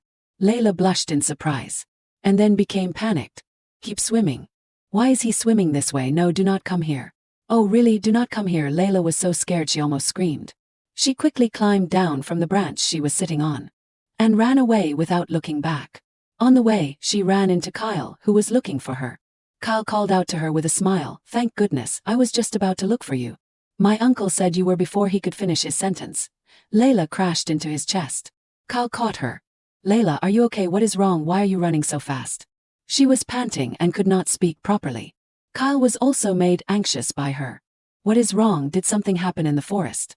"What? Did you encounter a wild animal in the forest?" Amidst Kyle's questioning, she remembered the fresh image of the Duke she had just seen. Layla felt so embarrassed she wanted to faint. "No, but I would rather encounter a wild beast." Kyle's worry intensified. "Hey, calm down, Layla. What is wrong with you? If it is not a gorilla, did you see a ghost?" Layla thought to herself. "No, it is scarier than that." Kyle tilted his head and looked at her. "But you said you were going to pick wild strawberries." At that moment, she suddenly remembered the fruits of her labor from morning till now. "Oh, my wild strawberries." Kyle asked again. "I do not know why you are like this. So, I will go with you to bring them back, okay?" But at his offer, Layla panicked and refused. "No thank you." She left without any explanation. At the base of the tree, 2 baskets full of wild strawberries and the newspaper were still there, showing how hastily their owner had left. Duke Matthias also strolled over. With one hand in his pocket, he looked at the things the girl had left behind. Matthias sat down to examine them. "Wild strawberries. She is planning to strip this mountain bare of wild strawberries, huh?" He then looked up at the high branches. This was where he had seen Layla. Memories of the past flooded back. As a child, he had also come here many times to call Layla down. "It is little Layla Rewellen." Matthias's expression softened. He chuckled. Could it be that she still likes climbing trees and playing around like that? A few days later, Layla went into the city. She went to get a pair of glasses. The shop owner handed her a pair of round glasses to try on. "Can you see clearly like this?" Layla's blue eyes blinked behind the yellow frames. "Feels like a whole new world has opened up." The shop owner nodded in agreement. "It is understandable, since your eyesight is very poor. It must have been inconvenient for you lately." Layla was extremely satisfied with the glasses. "Except for the inconvenience when reading, it is usually fine." The shop owner pointed at the eye chart to check her eyes one last time. "So try reading this small line. Can you read it?" Layla happily replied, very clear. These glasses were very important to her. "Finally, I have glasses that I earn myself. Thank you, Arvis Wild Strawberries. I have been diligently making strawberry jam to earn money for these glasses, despite the heat." With her glasses, Layla waved goodbye to the shop owner and left. "Goodbye, uncle." The shop owner warmly said. "Come again next time." "But why am I remembering those embarrassing memories on such a beautiful sunny day? Too bad, I just finished getting my glasses today." It is the same with the Duke. Even if it is his territory. How could he swim naked in broad daylight like that? What if someone saw him? Anyway, I should not wander near the river until the Duke leaves. It is a shame I can't go to my favorite area, but I absolutely can't run into him again. Just then, someone called Layla. She stopped, recognizing the familiar voice. Could it be Miss Claudine? Layla turned around to look. The first person to catch her eye was Duke Matthias, whom she was trying to avoid. Layla instinctively flinched in fear. Her cheeks slowly flushed red. At this moment, Claudine leaned out from beside him. "It has been a while, Layla. Layla immediately lowered her head. "Hello, Duke and Miss." She sighed inwardly. "It has only been a short time since we last met, and he has already become a gentleman." Claudine greeted her. "Your glasses almost made me not recognize you." "Are you doing well?" Layla replied. "Yes, I am fine, miss." The young lady then extended a friendly invitation to Layla. "We are on our way to that hotel for tea. Would you like to join us?" "Layla, it has been a while, so let us have a cup of tea together." The unexpected invitation surprised Layla. "Me?" Claudine did not forget to ask Matthias's opinion. "Is it all right, Duke?" Her hard, and he nodded in agreement. So Claudine took the lead. "Follow me." Layla could not refuse and followed. "Yes, miss." Layla thought to herself, "It will only be a moment, right? I have an appointment with Kyle in the city. Luckily there is still time. Why does the miss want me to come along? I have nothing to say. Even though I do not understand, I am not curious about the reason. Although we are in the same space, my presence is like it does not matter, just like when I was 12 years old. Today I just need to accept it." Only Layla looked at the person in front of her. "Thanks to my glasses, I can see the Duke sitting opposite me more clearly. His eyes since I was little, every time I looked into the Duke's crystal blue eyes, I innocently thought they were as clear as a piece of music, but now I feel very shy." Layla felt completely unnatural. "I just decided to avoid him and now I am sitting face to face like this. But why am I the only one who feels embarrassed? Doesn't the Duke feel ashamed about that day? Normally being caught like that would be embarrassing, right?"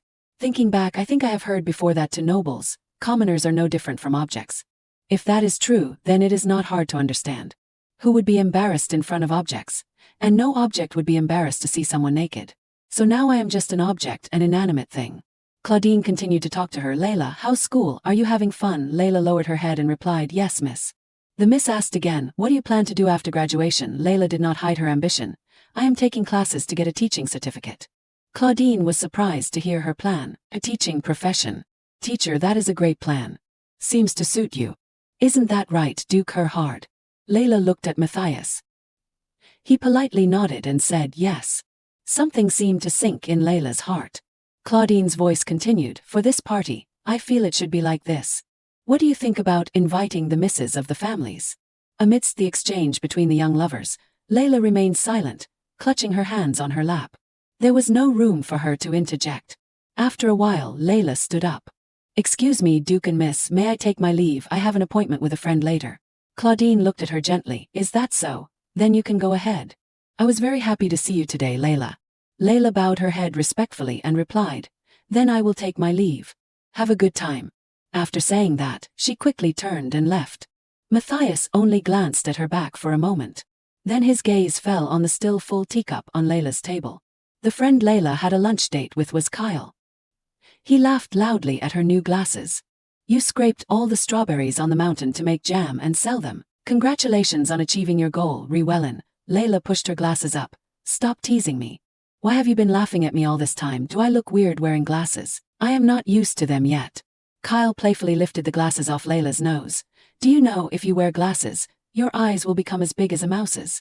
Layla was so teased that she grabbed his collar angrily. Kyle begged for mercy while laughing. "Hey, do not do that. I know. You are just like Uncle Bill at times like these. Come on, let us eat quickly. I am starving after playing tennis." Kyle handed Layla a bottle of water. "Drink this with your meal." At the same time, Duke Matthias's carriage stopped by the side of the road. Claudine's voice asked, "Is there a traffic jam?" And the coachman reported, "Yes, miss. It seems a carriage is blocking the road ahead." Beside her, the Duke was looking intently out the window. He accidentally spotted a familiar figure. So it was a date with that boy. Across the street, Layla and Kyle were joking and having lunch. "That boy is Kyle Edman, the son of the chief physician." Matthias looked at him a bit longer. In the cafe earlier, Layla did not touch her teacup. She just sat still with her hands on her knees, then quietly left. Her expression was restless and uncomfortable, like she wanted to run away. A few rays of sunlight pierced through the trees along the road and shone through the carriage window, making the Duke's eyes sparkle. In his mind, he remembered the image of Layla as a child. When he was still in the military, Layla did not act like this, running away from him. To go to that boy. The image of Kyle smiling next to Layla stabbed into Matthias's mind. It was because she wanted to go to that boy that she left me. Her smile when she is with that boy is so bright. To be with that boy. In the following days, Layla's presence was noticed by Mrs. Brandt, and she did not seem pleased. Could it be that child, the orphan adopted by the gardener? Is she still living here? Claudine, holding an embroidery frame, replied, Yes, mother. It is that child. She is beautiful, is not she, mother? The older she gets, the more beautiful she becomes. The madam frowned at her daughter. Don't you notice? Miss Claudine smiled. How could that be? I know she is very beautiful. I have not seen her in a long time, but Layla is even more beautiful than I imagined. She has a petite figure, the delicate features characteristic of Lovita women, mysterious blue eyes and fair skin. That is why I suddenly invited her to come with us. The tea party that day was not accidental. Miss Claudine intentionally brought Layla along with her and Matthias. I am curious. How would Duke Gerhard react when he sees a child growing up beautifully in his territory? So Claudine deliberately brought the Duke along. And he was just as I expected, both interested and appropriately indifferent. A perfect, restrained personality. So Claudine calmly said to the madam, I know what you are worried about, but I do not want to pay attention to such things. The madam looked extremely uneasy. It is because you are young and do not understand men. If it were me, Claudine interrupted the madam, are all the beautiful girls in the world supposed to disappear from Duke Gerhard's eyes? She smiled as she embroidered on the fabric in her hands. Like you said, I am young, so I do not understand men well. But I understand that a prestigious man always has a few mistresses. Her words startled the madam. My Claudine. Yes, so even if that happens, it is not surprising. He may desire beautiful women like father and other men. But a man who behaves appropriately towards his legal wife is fine. It is the one who does not know moderation with his legal wife that has a problem. And Matthias clearly belongs to the first type. He was someone who would not abandon his family's reputation for a momentary desire. Besides, there was another reason why Claudine was not worried. Although I do not hope it happens, if the Duke makes me his legal wife, I will be more comfortable if it is that girl, someone I can hold in the palm of my hand. She won't be able to affect my position at all. Her daughter's words almost made Mrs. Brandt fall back. Oh my, Claudine, what are you saying? You really, in Claudine's eyes, she was a frail mother who had struggled many times to give birth to her. The madam did not hear a word from her daughter. Anyway, it is not good to let such a girl near Matthias. I come here every year, so why am I only seeing that girl now? Claudine knew she was insecure about not being able to produce an heir, causing her feelings for her father to gradually cool down. Then beautiful women appeared, gave birth to sons, and stole her father's love, making her mother always live in such worry. Although she felt sorry for her mother, she was also tired of that pity. The madam anxiously said, I have to talk to Duke Gerhard. Claudine asked her mother, would it be a problem if Duke Gerhard took notice of a beautiful, low-born girl? I am the legal wife. The madam was speechless. Claudine, you do not know anything about love. She told Claudine love can make people blind, but Claudine just laughed. Love because of love. I have witnessed mother washing her face with tears every day. Her hands did not stop embroidering. So I will absolutely not be like mother. What I want is not a withered love when abandoned, but a perfect marriage that can protect my dignity and honor. At the same time, in his mansion, the canary Matthias brought back had been tamed. It no longer struggled like before. On the contrary, it actively perched on his hand and chirped for a while. Matthias slowly stroked the canary's feathers. Then the Duke looked down at the flower garden in front of the mansion. It was Layla with a sunny smile and blonde hair. Something Matthias found hard to take his eyes off. A while later, at Uncle Bill's wooden house, Kyle walked up and shouted, Layla, I am here. But the house was closed, with no movement inside. Kyle leaned against the railing, waiting for his friend to return. It seems she went out to work with Uncle Bill. But it is almost time. I will wait a bit. In the warm sunlight, Kyle happily thought, the future Mrs. Edmund is still beautiful even with glasses. He remembered when he rode his bike to take her home. Layla said, you bought a sandwich earlier. Let me buy dessert this time. Kyle chuckled, all right, why do you have to be so meticulous? Because he wanted to go home with her. He deliberately did not ride his bike when he met Layla. When he felt Layla's small hand gently grasp the hem of his shirt, Kyle just wanted to shout to her, you can hold on tighter. At that time, Layla smiled beautifully and said to him, hey Kyle, I will buy you ice cream. Kyle was so happy, but he still told himself, don't rush, take it slow. Have decided. But all decisions melted before Layla. As soon as she looked at him with her big round eyes and gave him the ice cream, Kyle's heart pounded like it was about to explode. His whole body felt hot. Sometimes I have dreams that make me feel guilty. More than anything, what bothers me the most is the fear and anxiety. Even though we sit next to each other and Layla chats with me about trivial things like, the clouds are beautiful today, I am still afraid that one day, someone will appear and take Layla away. If so, I would rather defy everything and confess. Just then, Layla returned and called his name. Kyle turned around happily, only to find a girl wearing a flower-covered hat waving at him. Kyle. Immediately, Kyle could not help but laugh. What is with that rustic hat? Both Uncle Bill and Layla were dissatisfied with his reaction. But Kyle, like a fool, still did not notice their displeasure. Hi, Uncle, wow, why is there a giant vase here? Oh my god, do not tell me you bought that yourself. Where did you pick it up? Layla was extremely angry. I did not pick it up. Uncle bought it for me. Kyle immediately changed his expression and gave 2 thumbs up in praise. Oh, no wonder it looks so beautiful now that I look closely. Uncle's taste is amazing. In the end, Kyle received a bump on the head from Uncle Bill. Then Layla arranged for him to sit at the dining table. Come on, eat. Kyle tearfully nodded. Yeah, I will eat well. Inwardly he cried, even so, I am still invited to eat. He misspoke, but the food Layla cooked was delicious. After the meal, Kyle went to where Layla was reading outside on the porch. Are you still mad? Layla did not look at him, coldly replying yeah. Kyle hurriedly pleaded with her, I am sorry. If I had known, I would not have done that. But why did he suddenly give you a hat? Layla said it was because she asked for it. Kyle was extremely surprised. You never ask Uncle for anything. Layla held her glasses in her hand and recounted softly. It is because Uncle seemed sad when I bought expensive glasses myself without saying a word to him. She missed how sad Uncle Bill was when he said to her, if your eyes are not good, you should have told me first. How could you do it yourself without saying anything to me, Layla? Am I that untrustworthy? She shook her head repeatedly.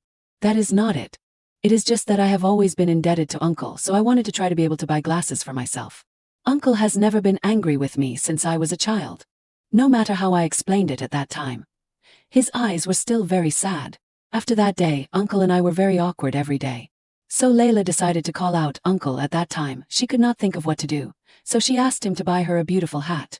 Layla stroked the hat. And Uncle bought me this hat, the hat he chose himself.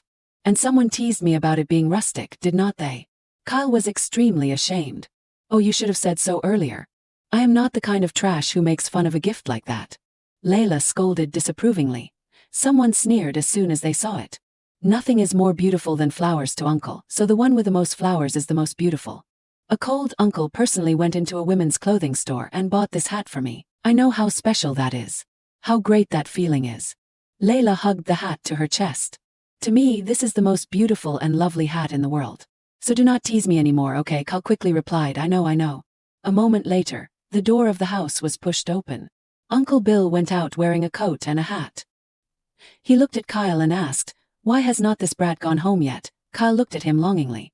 The man who loves Layla will have to accept being second, because the number 1 spot for Layla would always be Uncle Bill. Before leaving, Uncle Bill said to Layla, I have to go to the city center. She smiled and obediently replied, yes, Uncle. Come home early. Looking at the 2 of them, Kyle also felt happy for them. It is natural. It is useless to be jealous. After that, only Kyle and Layla were left reading. Kyle dejectedly covered his face with the book. His thoughts drifting with time. She has not looked at me once. I borrowed this book for nothing. Meanwhile, Layla was happily engrossed in her book, munching on cookies. Who is the culprit? Next page. Kyle slightly opened his eyes and looked to the side. Does Layla know how beautiful she looks when she is focused on reading? She is also cute when she chews on cookies. Kyle decided to sit up and talk to her. Hey Layla, is there ever a time? Just then, Layla heard someone approaching. Kyle also looked in that direction. It was the sound of hooves slowly approaching them. Both Layla and Kyle stood up to greet them. Because the person who appeared was Duke Matthias. Both of them, following protocol, had to step down to greet him. Kyle bowed, hello Duke. Only Layla was distracted, constantly brushing off cookie crumbs. Her heart was in turmoil. Why is he appearing right now? Kyle gently nudged her hand and whispered, stop it, you have brushed it all off. Their intimate gesture was seen by the Duke. The Duke asked, where's Lemmer? Layla replied. He just went down to the city center for a bit. Do you need anything? The Duke looked at Layla and asked, do you do the rose picking, Miss Rewellen? Layla nodded, you mean the roses in the garden, right?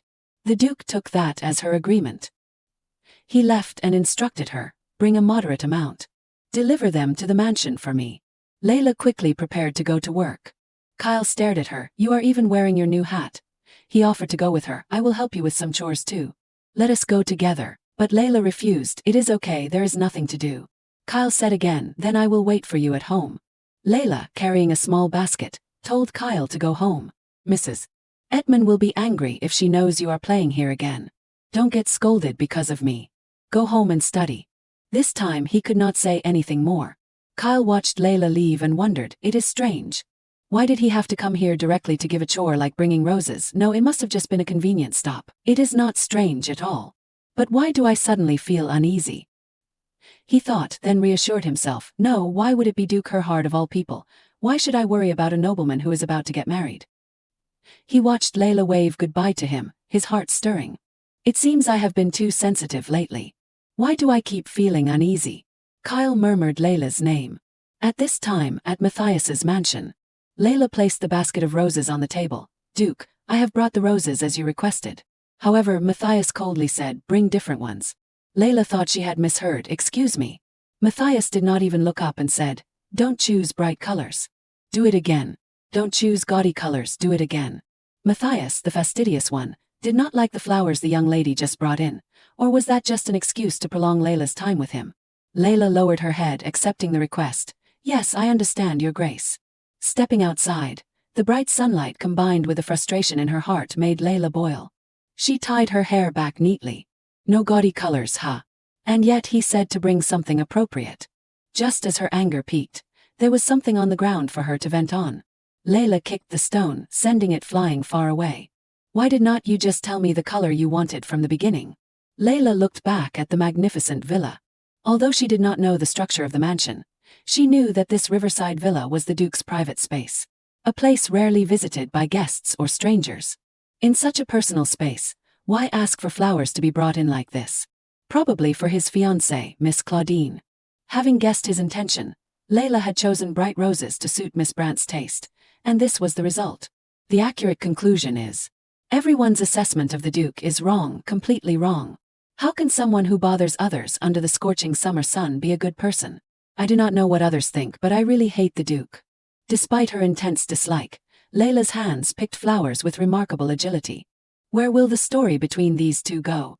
After selecting the flowers that met Matthias's requirements, Layla wrestled with how to face the Duke. I will just look straight ahead and go in. Just then, the two men who had been talking with Matthias in the room came outside. Seeing the small girl, the older man said, Layla, you have worked hard. The girl politely greeted him back. Hello, sir. Where is everyone going? He replied. We are returning to the mansion. Work hard. This was a private villa, and now the other two had also left. This meant that only the Duke and Layla were in the villa now. Her heart beat faster for no reason, though there were no feelings yet. Being alone with a man did make things a little ambiguous. When Layla entered Matthias's room, she found him sleeping with his eyes closed, resting. Under the sunlight streaming through the window, his handsome face became even more defined. Layla observed him slowly. Is he sleeping? He looks tired. I wonder if it is because I always see him looking so composed that he now looks like a stranger. So what should I do now? Should I wait here or just leave the flowers and go? Just then, as if reading Layla's mind, Matthias opened his eyes and looked at her. Layla quickly bowed her head and announced, Your Grace, I have brought the new roses. New flowers, may I leave now? Layla asked softly. Matthias did not answer but instead countered with a question. If you could, would you leave? Layla quickly responded, although I made a mistake earlier, this time I brought the right color you wanted. Having said that, Layla suddenly felt a chill down her spine. I was so annoyed I just said what I was thinking. Yet Matthias was not angry at all. He looked at the documents in his hand and said, All right, sit down. Layla was relieved that he did not get angry. It seemed she had finally chosen the color he wanted. However, she did not want to stay here too long. That is not necessary. If your grace is satisfied, I will take my leave. It seemed Matthias did not want to let her off so easily. He found another reason for her to stay. Miss Rewellen, if you have brought the flowers, is not arranging them also your task? Layla stammered in response. But my flower arranging skills are not good. Matthias maintained his gentle demeanor. Well then. What should she do now? Just a simple question, but it put Layla in a difficult position. She sighed wearily. Right now, there is only the Duke and me in this villa. Even if I am not skilled, it is still part of my job. Layla sat down and began to take each flower stem she had picked and arrange them in the vase. Matthias, although his hand was writing on the paper. His eyes were fixed on Layla. Looking at her suddenly reminded him of the canary in his bedroom. At first, it trembled in his hands. When he moved it to the bedroom, it went silent as if dead. After a while, it gradually let go of its guard and started following him. No matter how difficult to tame, it could now perch on his hand and rub against him, their eyes meeting as it sang a beautiful song, like it was chirping about a love story. And Layla Rewellin, what about her? As Layla looked up, she caught Matthias staring at her. The awkwardness prompted Layla to quickly do something. She grabbed the vase on the table. Oh dear, there is no water in the vase. Then she hugged the vase and rushed out. After a while, the rose vase was arranged. Layla felt like she had just escaped a disaster. I have finished arranging them, Your Grace. Do you like them? Matthias recalled Layla's earlier words. I do not know how to arrange flowers. Her honest words. But he still commented they look terrible. Layla could only apologize. Then I will ask someone who can arrange them better to come here. At this point, Matthias told Layla to sit down. Layla froze for 5 seconds. Yes, what is it? Matthias repeated. Sit down, Layla. He placed a covered plate of food in front of her. Layla, in anticipation, opened the lid of the dish. On the plate were 2 sandwiches and a glass of cold water. Seeing Layla's bewildered expression, Matthias was also confused. Why does she look so flustered? Is she tired from working so hard? She likes that. She will eat it with gusto. And smile brightly like the sun. If you like such things, I think I have compensated you appropriately. The result is rather poor, but you have done the gardener's work. So, from the beginning, Matthias had noticed Layla's every action and even prepared a meal as compensation. My cold-hearted CEO. Layla replied coldly, thank you, Your Grace. I'm fine. Matthias took a sip of water, pondering the thoughts of the girl across from him.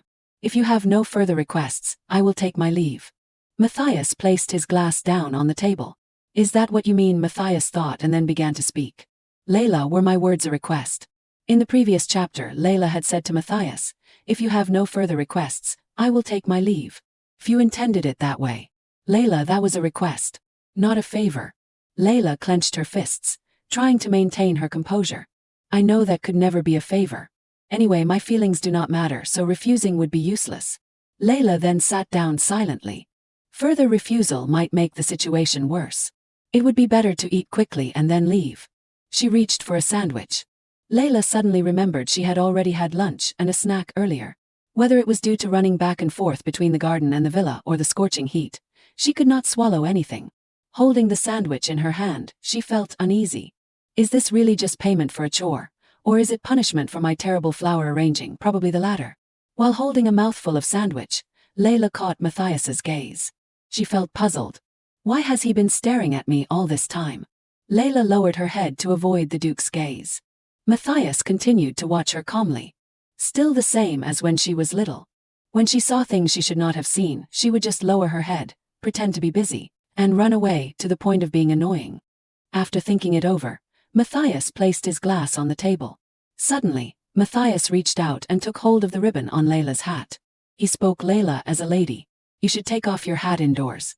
Layla froze, stunned by his action. At this moment, Matthias had removed Layla's flower hat. He was close to Layla, acting as if it were the most natural thing in the world. Layla felt incredibly dizzy after this action. She imagined herself kneeling at Matthias's feet and then laughed at herself. Have tried to endure. Even in difficult situations, I still smile calmly. No matter what orders are given to me, it is all right. But my uncle's gift cannot become a laughingstock for others. Having thought this through, the heroine stood up and declared resolutely, I will now return home. So please return my hat, Your Grace. Matthias responded calmly, not rushing, then eat. Once you have finished eating, I will return your hat and let you go home. It is easy. Layla refused to be humiliated any longer. She firmly declined, no, I do not want to. I do not want to eat. I can't eat now. So please return my hat. Matthias stood up and walked towards her. You do not want to. Layla quickly changed her tone to one of conciliation. I'm wrong. Please give me back my hat. Matthias held the hat high, out of her reach. Seeing this, Layla called out, Your Grace. Then she pleaded with him, give me back my hat. Matthias's gaze remained the same, watching Layla intently. The sandwich on the table fell to the floor. Matthias's eyes were so beautiful. The emerald green was captivating. But his actions were not beautiful at all. Matthias suddenly threw her flower hat out the door. Seeing that, Layla rushed out the door in a panic. She stretched out her hand to grasp at any small glimmer of hope. But it was too late. Layla could only stand and watch as her precious hat fell into the river below. Layla immediately ran down to the courtyard below to retrieve the hat. Following the current, the hat had drifted quite far. Layla was bewildered. What should she do? She could not reach it. She had to hurry before it drifted further away. At this moment, Layla suddenly recalled her past. Her cousins bullied her. They gave her a memorable debut. They threw her into the lake. Layla could not swim, so she panicked, flailing, trying to yell as loud as she could for someone to hear. But those wonderful cousins did not care at all. Let us see how you do. Try your best. Back in the present, the image of herself drowning came back to haunt Layla. Her feet froze in place. It was so terrifying. Suddenly, Layla remembered the image of Uncle Bill excitedly bringing the flower hat he had personally chosen to give her. Why are there so many kinds of hats in this world? I bought this at Lynn's. If you do not like it, just take it back there and exchange it. Layla was so excited at the time. Uncle, you personally chose it for me. It is so beautiful, Uncle. I have to use it carefully. I can't waste it. Her uncle then asked. Without hesitation, Layla put on the flower hat with a happy face. What do you think, Uncle? Does it suit me? Uncle Bill smiled kindly, looking at her like his own little daughter. Yes, it is beautiful. Because it was a gift from Uncle Bill, Layla could not be afraid. She started to take off her glasses. Then she carefully placed the glasses on a towel. Matthias was still standing on the balcony, looking down with an emotionless expression. The image of Layla stepping into the river made him hesitate. Could it be? Is she going down to the river to retrieve that hat? At this moment, Layla's whole body was in the water. She was slowly approaching the hat. Matthias was still intently watching her every move. The section of the river near the villa was not deep. But further out, the water was deeper than his own eyes. Layla was now very close to the hat. She reached out to grab it. Then she tightly grasped the hat's string. Got it.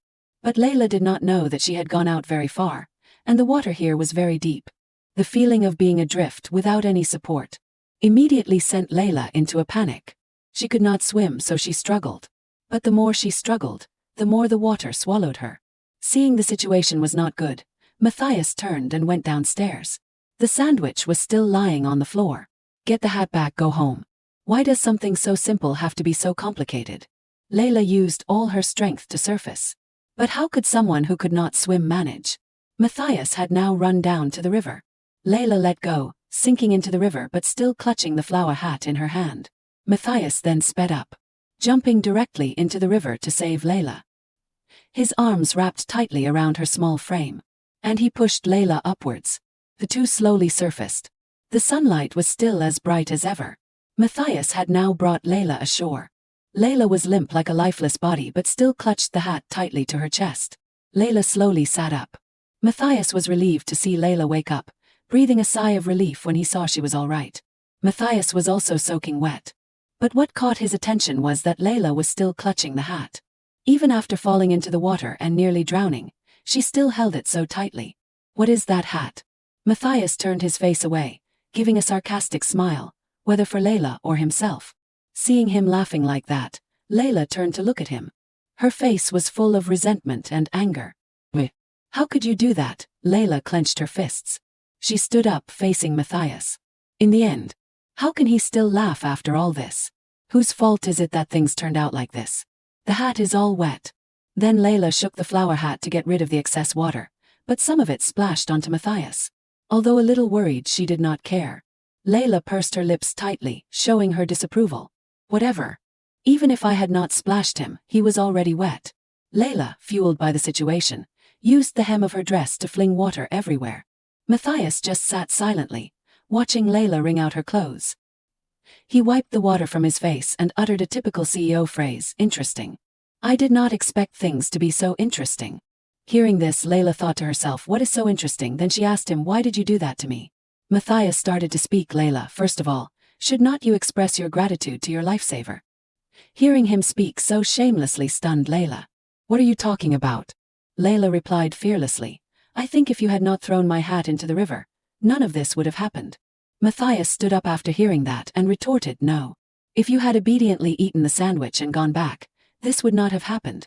Layla felt a little guilty hearing that. Her cheeks gradually reddened, and she lowered her head. Matthias continued, taking advantage of the situation. He flicked the water on his hand at Layla.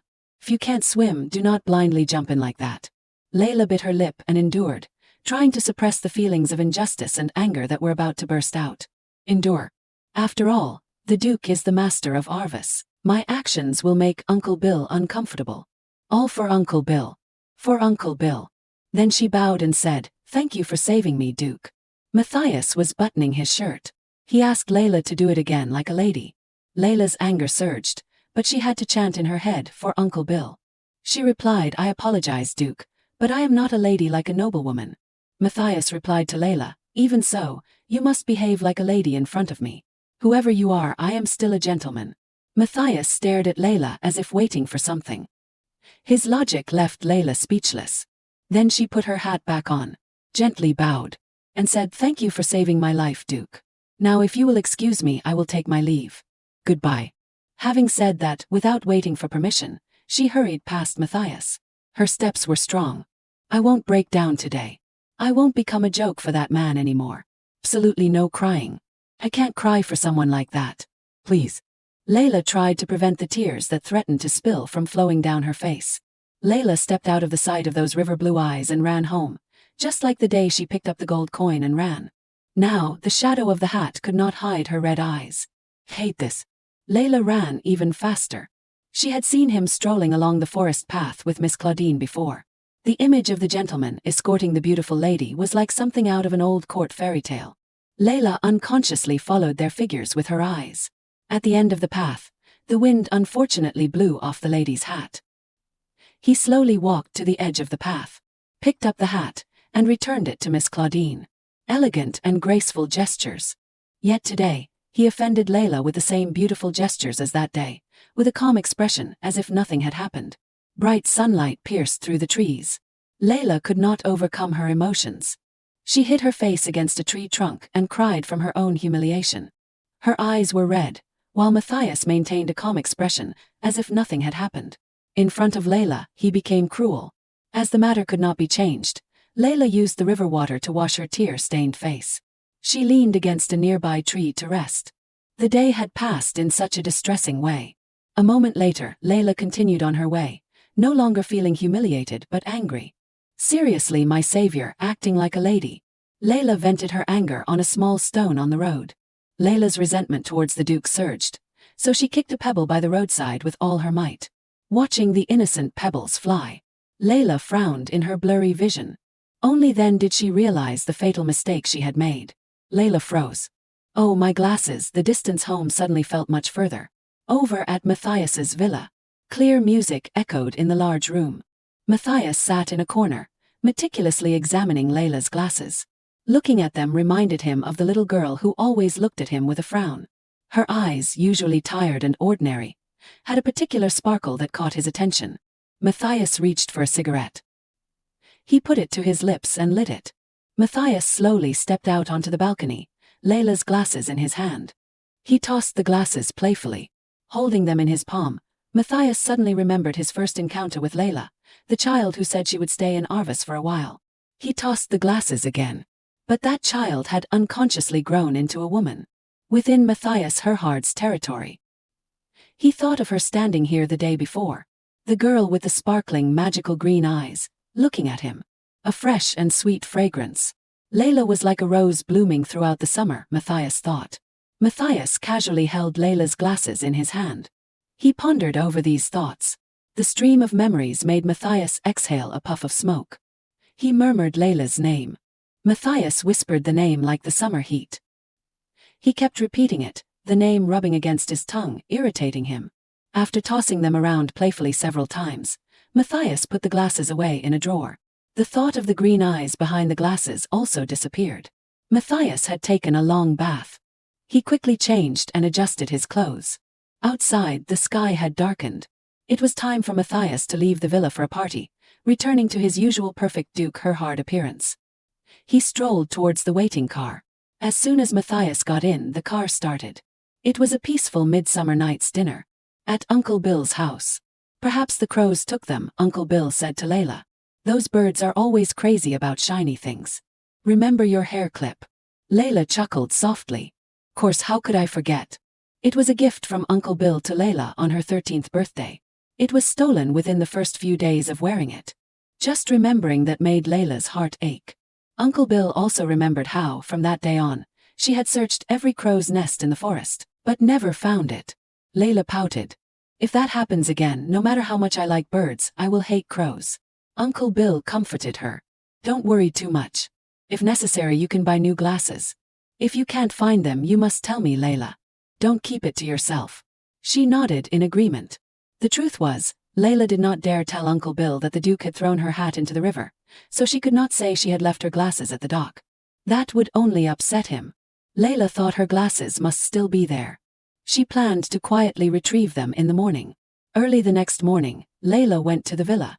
But she searched around and could not find her glasses anywhere. She clearly remembered leaving them on her handkerchief.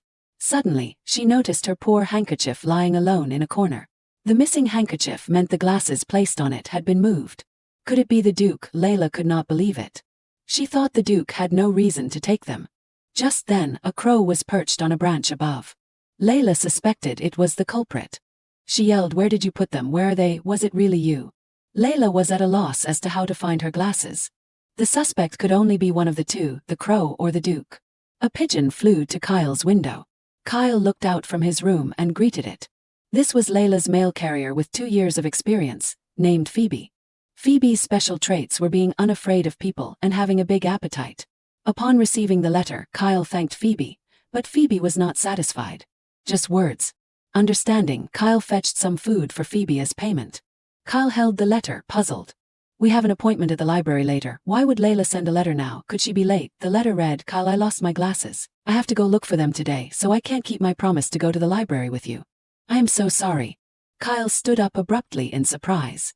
The glasses Layla worked so hard to buy. How could she lose them? Without thinking, he quickly grabbed his coat and left. Kyle's mother was puzzled. It is almost time for class. Where are you going? Kyle lied to get by. I'm going to the library to study, then I will be back, Mom. But his mother guessed correctly. Aren't you going to Layla's again? Without another word, Kyle walked out the door. Layla will come with me and I will be back soon. Exasperated with her son, Kyle's mother felt helpless. He is always around Layla. An important time is coming, and how long does he plan to keep playing with that girl? Kyle quickly arrived at Layla's place. Hearing a familiar voice, Layla looked over curiously. He immediately asked, How did you lose your glasses? Have you found them yet? I have not found them yet, Layla said. Kyle offered, How about I buy you a new pair? Let us go to the city center now. Layla was silent for a moment. Then she asked Kyle why. Kyle suddenly remembered. He was so hasty that he forgot what kind of person Layla was. She thanked him but said, It is okay, I do not need that. Besides, I am planning to keep looking. Kyle had known the meaning of that look in Layla's eyes since they were young. No matter what anyone said, she would never back down. That was the stubborn look of Layla Rewellen, who was determined to achieve whatever she set out to do. The next day, Layla began rummaging through crow nests. Kyle held the ladder below for her and asked, Any luck? Layla replied, Not this time either. A crow flew aggressively towards Layla's head. Kyle quickly warned her to be careful. In an instant, a flock of crows attacked Layla, and she had to give up and climb down. Not finding anything there, the two went to the next spot together, truly determined. Suddenly Layla asked Kyle, Should not you be going home now? Thank you for coming with me, but I can go alone now. Of course Kyle wanted to search with her. Because even if he tried to stop her, Layla would not listen, so he had to go with her. And seeing Layla with crow feathers in her hair was also quite amusing. From afar, the Duke's car was approaching. The butler saw them and wondered, What are those kids doing? The chauffeur chuckled and said, I heard about it too. He said, Apparently a crow took Layla's glasses, so they must be looking for that crow. In a place like this, all sorts of stories spread. Matthias wondered, a crow. There is no way she did not know she left her glasses at the dock. The fact that she was searching crow nests made Matthias wonder if she really did not know. Or did Layla not want to know? Seeing Layla's figure passing by outside. In that moment, she also happened to make eye contact with Matthias. Seeing the person in the car, Layla was also slightly surprised. The two passed each other like that.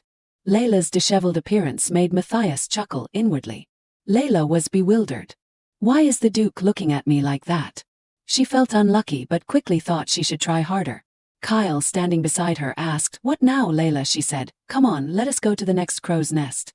Whether crow or Duke, Layla had narrowed down the suspects to two.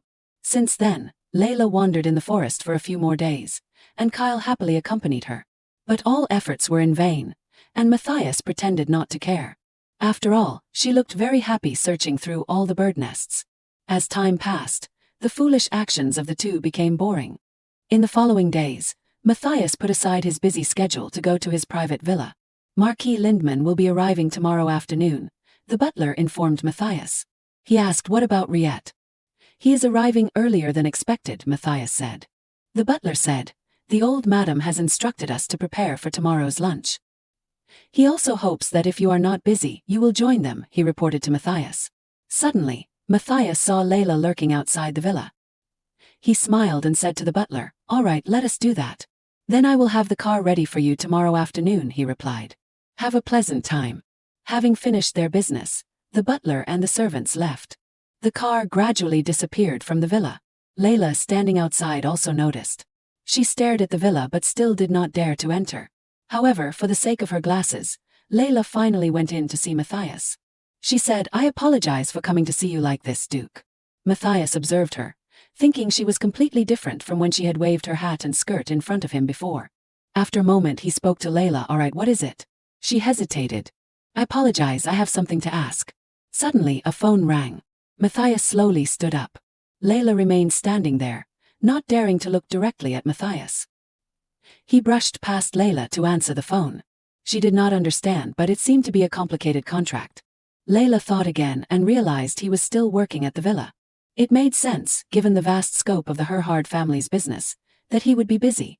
So how can the Duke always look so calm and relaxed? Even when he smiles, his eyes are quiet. His posture straight as if ingrained in him. Even when having a business conversation on the phone, I can sense the overwhelming presence of the head of the family. It was no wonder everyone praised the perfect Duke Herhard. Layla thought, that is right, so someone like that, Duke Herhard, who is always praised by everyone. Could he be the suspect who took my glasses? No, I am the pathetic one for asking such questions. Layla thought that way. She felt pathetic thinking such baseless thoughts. It might be more effective to go back and search the remaining nests again. Layla planned to do so. While still on the phone, Matthias glanced at Layla.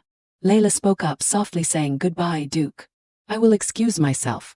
Matthias covered the phone with one hand. "Wait," he said. Layla was confused.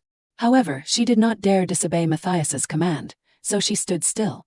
Layla really did not understand what Matthias meant. At this time, Matthias had also finished his call. He told Layla, "Go ahead, what were you going to say?" Layla clenched her hands and spoke softly. She said, "The other day when I fell into the water, I left my glasses at the dock. I wonder if you saw them." "Let me see, I do not think so," Matthias said. "But it seems I hid them." These words greatly surprised Layla. Layla hastily asked, "My glasses, did you really hide them?" Matthias stepped closer and said, "What do you think?" Was he teasing her again? Layla wondered and said, "I did not think you would do that." She hesitated. "That is awful, Duke," Layla said sadly. Night had fallen, enveloping the entire palace. A banquet was taking place inside. This was the master suite. A royal servant brought in the food. Riette took a glass of wine and said, "I never thought such a private space could accommodate everyone. The Duke is so generous with his fiancée's request." Claudine bashfully said, "Riette, you are drunk. The engagement ceremony has not even taken place yet. It is embarrassing for everyone to call me that." Others chimed in, "What is the harm? It is the truth. It is just us here. What is there to worry about? Everyone here knows Claudine will become the next Duchess." Riette just laughed without saying anything. Then Claudine wanted to quickly end the party. "It seems like everyone has had too much to drink. Shall we get up?" the man interjected. "I just sat down." "No need to be so troublesome. If you are uncomfortable, I apologize, Madam Duchess Herhard." Suddenly Riette noticed something. "What is that, a birdcage?" "That is unexpected, Matthias. What strange hobby have you picked up?" The bird in the cage suddenly flew away. Then it landed on Matthias's hand. Everyone exclaimed in surprise. Matthias was trying to raise this bird. Riette's face was incredulous. "Not someone else, but you are raising it yourself." "What is this? Are you raising it to hunt this time? How pitiful." It seems the bird does not know what kind of person our Duke is. The bird is entrusting its life to a master bird hunter. Should we call this foolish or pitiful, Claudine? What do you think? Claudine said softly, let us see. Can we call it a bird that is both foolish and pitiful? It seems like the bird you brought back from the greenhouse last time. Have you named it yet? If not, I would like to give it a name. But Matthias did not want to. It is not worth it, miss. It is just a bird. Everyone laughed, especially Riette. Truly a foolish and pitiful bird, in love with a hunter who won't even give it a name. Claudine's eyes glanced to the other side, towards the bird perched on Matthias's hand. Layla was trying to fall asleep. She tossed and turned. Then she remembered the time she spoke with Matthias. I never thought you would do such a thing. 'Cause it is awful, Duke. Layla had mustered all her courage to ask him, and yet. The butler came to call Matthias. He received an urgent telegram and returned immediately. There is content that needs your confirmation right now. A cold nod as if telling Layla to leave. She had to return without being able to ask more about the glasses. But even so, she was certain now. It was not a crow that took them, it was the Duke. Why take my glasses? Does he also like shiny things like crows? What should I do now? How long do I have to keep coming back and demanding them? It seems like he does not intend to return them easily. But I can't wait forever. Is there no better way? I guess it is highly likely the glasses are stored somewhere in the villa, as there is no need to bring something found at the dock all the way to the mansion. Today, the Herhard family is gathered for a dinner party, and everyone, including the Duke, is enjoying it late into the night. Surely no one would visit a secluded villa like this in the middle of the night. With detective-like reasoning from a mystery novel, Layla devised a slightly thieving plan. If I quickly go to the villa and secretly look for the glasses. The moon is bright, making it easier to go. Let us go, let us get them back. No, at least let us check. It will probably be all right. After all, they are my glasses. At the Herhard family's party venue, Matthias gazed at the flowers on the balcony, murmuring the name Layla Rewellen. Now is the time to check my trap. Layla must have realized the implication in my words, but her green eyes looked at me intensely as if to say so. She rummaged through the crow's nest in the forest for days just to find her glasses. This time she certainly would not let it go easily. She will definitely fall into the trap. Matthias had returned to the mansion long ago. He observed the glasses in his hand. What is this bait for? Although there is no answer, I do not care. The window suddenly burst open. Matthias was surprised. Layla was climbing in through the window, putting her foot inside first. Then slowly and stealthily entered the house. Anyway, Matthias will catch her first and then think later. The window suddenly burst open violently. Layla's foot quickly stepped inside. Each movement was extremely gentle. Deep blue eyes observed the surroundings. Matthias perceived the sound just now. I deliberately left the window open to listen more easily. Could she have come in through the window? Although that was beyond my expectations, she always surprises me. Layla did not dare to turn on the light. It was so dark in the room that she could not see anything. Matthias peeked after boldly entering the mansion. What was she planning to do? Ah, so she was searching the drawers. It is a pity there was nothing special there. Trying to search, but Layla found nothing here. There was nothing in other places either. Layla did not know where else could be hidden. This was bait for Matthias to achieve his purpose, so that he could get that girl. No, she is no longer a girl. She is Layla Rewellen. I think I can easily recognize now the reason why I waited for this pathetic trap. Layla was still diligently searching. Suddenly Matthias's voice echoed from behind, looking for this, making Layla extremely startled. Why is the Duke here?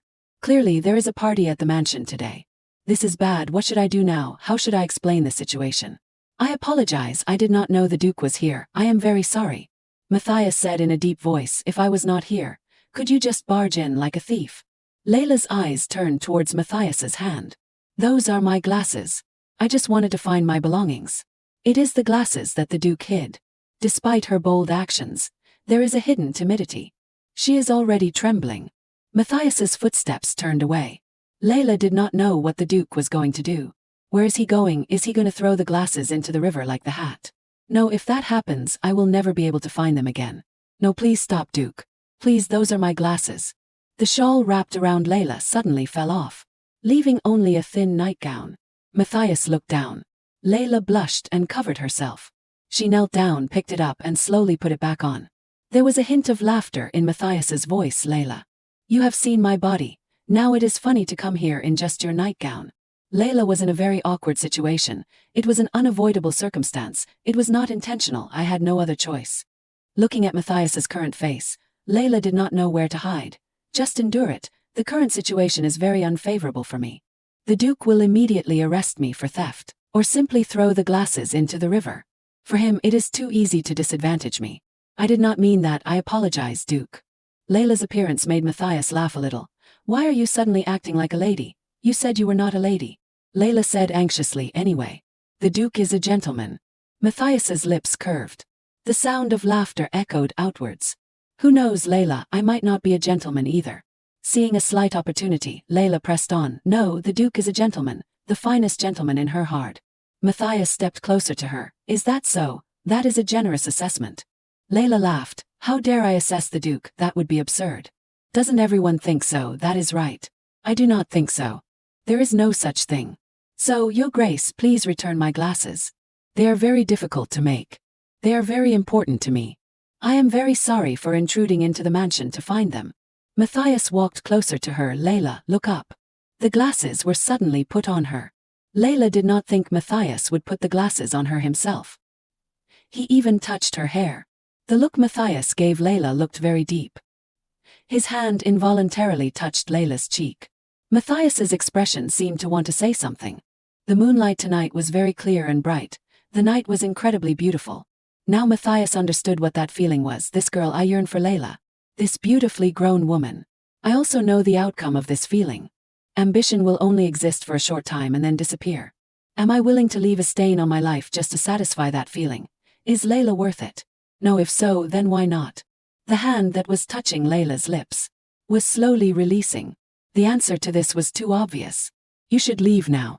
Layla's figure on the road late at night. She was gradually leaving the mansion. How did I leave? Saying goodbye and returning. On the tree-lined road. All memories were hazy. The thing I remember most clearly is those deep blue eyes like a swallowing river. That hot hand. The touch like fingers entering and exiting the mouth. The pull that made me hold my breath. Immediately afterward was the feeling of pain and shame. I do not know why he treated me like that. The oil lamp in the quiet night looked so sad. Layla's eyes were filled with complexity. I do not want to see him again, not ever again. Not only that, Matthias could not forget the moment just now either. It has been days since I have seen Layla Rewellen, who often helps Bill Lemmer in the garden. So since the day she found her glasses. That night, holding Layla in my arms, I thought a lot about my feelings for her. And after coming to a meaningless and dull conclusion, I let her go. Because I believed I could control that kind of emotion. But precisely because I let her go like that, it made her leave so far away, which is good. Matthias was contemplating Layla. Suddenly someone entered and said to Matthias, "Young master, we have prepared well for the hunt." Elsewhere, Kyle saw Layla holding a basket and asked, "Are you going to do laundry? Let us go together." Layla cheerfully replied, "Thank you." While hanging clothes, Layla pondered, 10 days, that is how long I have avoided him. Kyle turned to Layla, "After we finish this, let us go for a walk to that tree by the river that you like." Okay, because Layla did not want to go near the river. She tried to politely decline a walk. "Let us go next time. I still have a lot of work to do at home." Kyle asked in surprise, "Why, that is strange. Why have you been staying home lately? I thought you would go out more after finding your glasses, but I do not understand why it is the opposite." Layla smiled, "Is that so?" And even the forest she did not set foot in. Not seeing Layla wearing her glasses, Kyle wondered, "But you found your glasses. Why are not you wearing them?" Layla immediately said, "Because I am afraid of losing them again. I will only use them when reading. Even when going out to the garden to help Uncle." When returning, Layla also quickly left as if running away. To avoid the Duke, Layla has to continue living like this. Until summer ends. Suddenly there was a sound in the distance. A group of people on horseback arrived, carrying guns on their shoulders. Kyle spoke up, "Looks like there is a hunting party, that is great." Layla froze for a few seconds. When Matthias turned to look at her, Matthias's eyes stared at Layla. Layla fearfully hid behind the clothes hanging on the line. Then Layla quickly pulled the clothes and hid behind them. Summer is ending and autumn is coming. After getting engaged to Miss Claudine, he will leave here for the capital. So if I try to endure for one more season. Matthias walked for a bit, then stopped, looking carefully once more. Layla remained still, hiding behind the clothes. Kyle looked at Layla, "Aren't you happy? Do you want to come to my house? It is okay." "Kyle, it will end by tonight anyway." Layla bent down to pick up the basket. "Let us go inside." Seeing that, Kyle ran over to help. Here, I will carry it. Are you really okay? Layla replied, yes, Kyle, it is okay. When he leaves, peace will return to the Arvis forest, these chaotic days. Then Layla looked towards the forest. Anyway, I have to go into the forest tonight for a bit. There will be many poor birds that need to be buried. In the forest, Matthias said to everyone, I will walk around for a while longer, you all can take the guests back first. Everyone replied in unison, yes, we understand, Duke. Dusk began to fall. Suddenly, Matthias stopped his horse. Because he saw a bird perched on a branch. Matthias pointed his gun at the bird. His eyes focused on the target. The moment he aimed at the intended target, the shot wounded the bird. Despite losing a lot of blood, the bird still tried to fly away. Matthias found it amusing. Like I said, today was a satisfying hunting trip, but even so, I still feel like something is missing. Maybe it is because of that bird desperately trying to escape. Seems like I hunted more kinds of birds today. Layla, carrying a shovel, entered the forest. Every few steps, there was another dead bird. Layla cursed under her breath, how hateful. She dug each hole to bury the unfortunate birds. I hate this unpleasant hobby of the Duke of her heart. But there is something strange. Layla looked closely at the graves. I bury birds every year, but the even spacing of the graves like today, I have never done before. No wonder I keep feeling uneasy. It is better to bury the last bird and then return. Layla hurried back. With a worried expression. She stopped in fear. Because she saw someone ahead. Matthias said, continue Layla Rewellen, you have to do your job. Layla approached Matthias. Being nearsighted, she tried to see clearly who it was. Matthias's figure gradually became clear. Matthias spoke, hello Layla. Layla was startled when she saw the Duke. So, knowing I would go bury them, he deliberately. That red string. That is the string I used to tie to the newly hatched birds on the banks of the Shulta River last year. The birds that migrated from the south after winter, finally lost their lives where they were born, just because of that man's petty amusement. Seeing Layla silent, Matthias continued, continue Layla Rewellen, do your job. Layla bent down and continued as Matthias said. Matthias pressed, did you tie that string? Layla replied sadly, yes. Matthias continued to ask why. I wanted to know if the birds that migrated would return. But I did not want a reunion like this. Seems like you are criticizing me, but what is the problem? This is my territory, my hunting ground, I am just hunting my birds. But that is because, the birds do not. For the birds, this is just the forest where they were born and raised, the place they want to return to no matter how far they go. Do I also have to understand the feelings of birds? That is not it, even so, you should not hunt so cruelly. Layla picked up the shovel and pondered, does the Duke know how much courage it takes to say these words? Compared to when I was young and only had an address in hand and dared to climb aboard a train. Layla Rewellen understands those birds, but do you understand what hunting is? Do you want a friendly hunt? Layla thought and sighed. I apologize, Your Grace, I spoke a bit arrogantly. Please forgive my rudeness. Matthias asked Layla, why do you like birds so much? It is probably not an interesting story for the Duke. Layla's answer made Matthias curious. Layla focused on burying the birds. Finally, the burial was finished. I have finished my work, I ask for permission to return, Your Grace. Matthias saw a new target again. As Layla walked away. Then Matthias picked up his gun. Layla calmly returned. Then Matthias's voice called out, what to do, Layla? It seems your work is not finished yet. Layla looked up at the branch, her fear showing. I would rather you just tell me directly what mistake I have made, Your Grace. Matthias looked at Layla, a mistake. Yes, please tell me. What did I do wrong to deserve such a terrible punishment? I am not punishing you. I am doing my job. You are just doing yours. Mistake, I do not know. Matthias lowered his gun. Why do you like birds so much? Hearing Matthias's question, Layla froze. She recalled her unpleasant past with her mother. Her mother left when she was young. Despite her cries, her mother still decided to leave. Hiding that painful truth, she calmly told Matthias, because they are always with me. When I was young, I traveled to many places. No matter where or when, birds were always there. Always by my side. The birds leave when the seasons change. But as long as I wait, they will come back. There is no season without birds.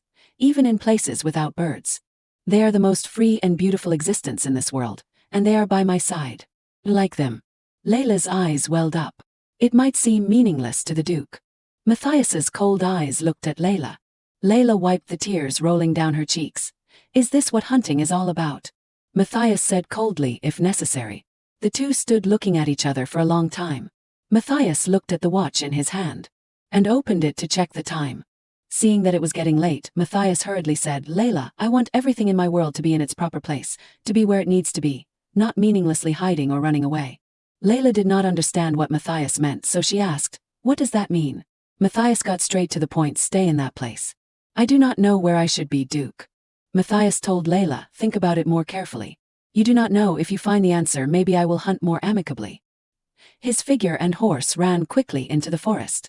Recalling what she had said, I really do not understand where I should be, Duke. He was on his horse going somewhere.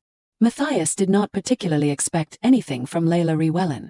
It is just that Layla only needed to stay in her place, as the orphan living in his forest. As the curious student. After graduating, she would become a teacher and forever stay where she should be. Like the rules of his world. He was born into a world ruled by perfect order, and then he became the master of that world. In that order, everything was simple and clear. Living true to the role and expectations assigned was not difficult, even a little boring at times. A worthy heir to his grandmother and mother. A tolerant master to his servants. A superb soldier on the battlefield. A brilliant businessman with the directors. Matthias was always something to someone, and he willingly assumed that role. The people around him were no different. They maintained their predetermined roles and attitudes, with emotions refined within appropriate limits, interacting in an orderly manner. That was the world that Matthias had seen, heard, and learned. But what about the ordinary orphan living in his forest? Nothing. There was no room in the Duke's life for the presence of a useless person. This was the first time he had something that was nothing. The feeling of having an existence that did not need to become anything was strange, but not bad at all. On the contrary, her emotions exceeding the appropriate limits made him quite happy, like the moment he hit a flying bird with a single shot, especially the tears. He liked Layla when she cried. A woman crying is very beautiful. I want to make her cry again. Melodious music played in the room. Footsteps approached and called, Duke Herhard. He turned. She said, did you enjoy your walk? I am waiting for you. I heard the hunting was great today, was not it? Everyone seemed to still be buzzing from returning from the hunting grounds. They only talked about that. Of course, if they keep talking about hunting until the party ends, it will be a bit awkward. He said, next time, miss, you should also join the hunt. She replied, thank you for your offer, but I must decline. If I see blood right before my eyes, I might faint in front of everyone. She reached out and took his arm. Instead, soon I'm thinking of hosting a party at Arvis myself, also as practice.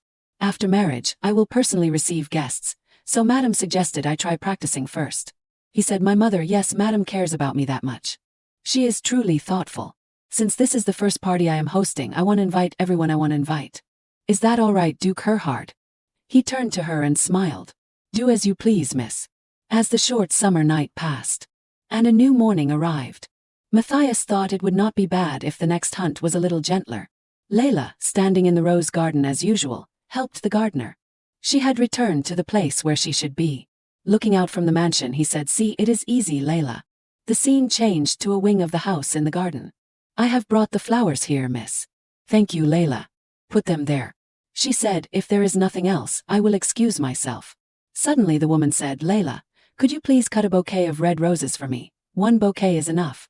She bowed her head and replied, yes, miss. Then slowly turned to leave. The women at the table began to gossip. That girl, even though she behaves very politely, her attitude makes others feel arrogant, does not it? Yes, her eyes are like she does not know her place. I do not like it at all. The woman from before spoke up to defend her. Don't be like that. Layla is a pitiful child. Of course, I know Layla has that flaw, but be generous with her.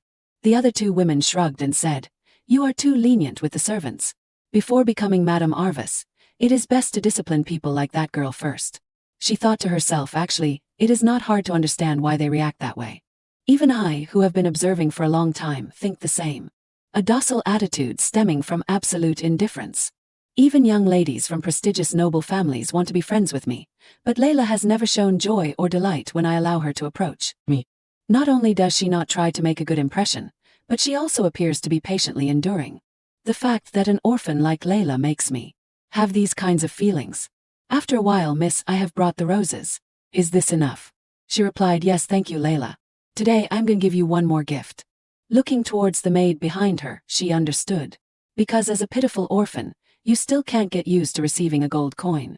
I want to give you a gift you will never forget. It is an invitation, Layla. The two women sitting at the table were quite surprised. What, Claudine, are you going to invite her? Layla, holding the invitation in her hand, said, "Why are you giving me this?" Claudine replied, "Consider it a graduation gift from me. It will be a beautiful memory for you." The two ladies have agreed as well. Layla still did not understand why. The gentlewoman said, "I truly hope you will come. I believe you won't refuse my invitation." Hearing this, Layla was moved to tears, unable to hold them back. Matthias was strolling through a shop. He glanced at a piece of jewelry, a necklace. It looked quite eye-catching and attracted his attention. A string of pearls studded with 4 sparkling emeralds. He seemed to be somewhat moved by it. But in the end, he quickly turned away. The scene shifted to a wooden house. "Oh my God, I am so angry. I do not understand why nobles are so terrible." Mr. Bill said, "It seems the rumor that Layla will attend the party has spread, has not it?" His wife replied, "What else, to the point that people are saying Miss Brandt treats poor Layla like her pet." It is understandable. Ever since she was little, whenever she felt bored, she would call Layla over. Isn't that enough? Now she is inviting her to a party full of nobles. She says it is thoughtful, but on occasions like this, how will the poor girl control herself? Really, Layla is not the type to get easily discouraged by things like this. Just showing up for a bit and leaving is enough. His wife sighed. How can she be so heartless after all these years? She does not know how to care for her daughter. Mr. Bill replied, "Daughter, I am just thinking about where to send the girl. I have not decided anything yet."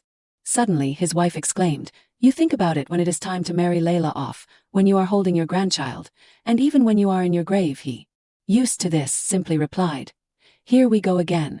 I told you I am just, oh, stop nagging. Let us buy Layla a beautiful dress. As a surprise gift.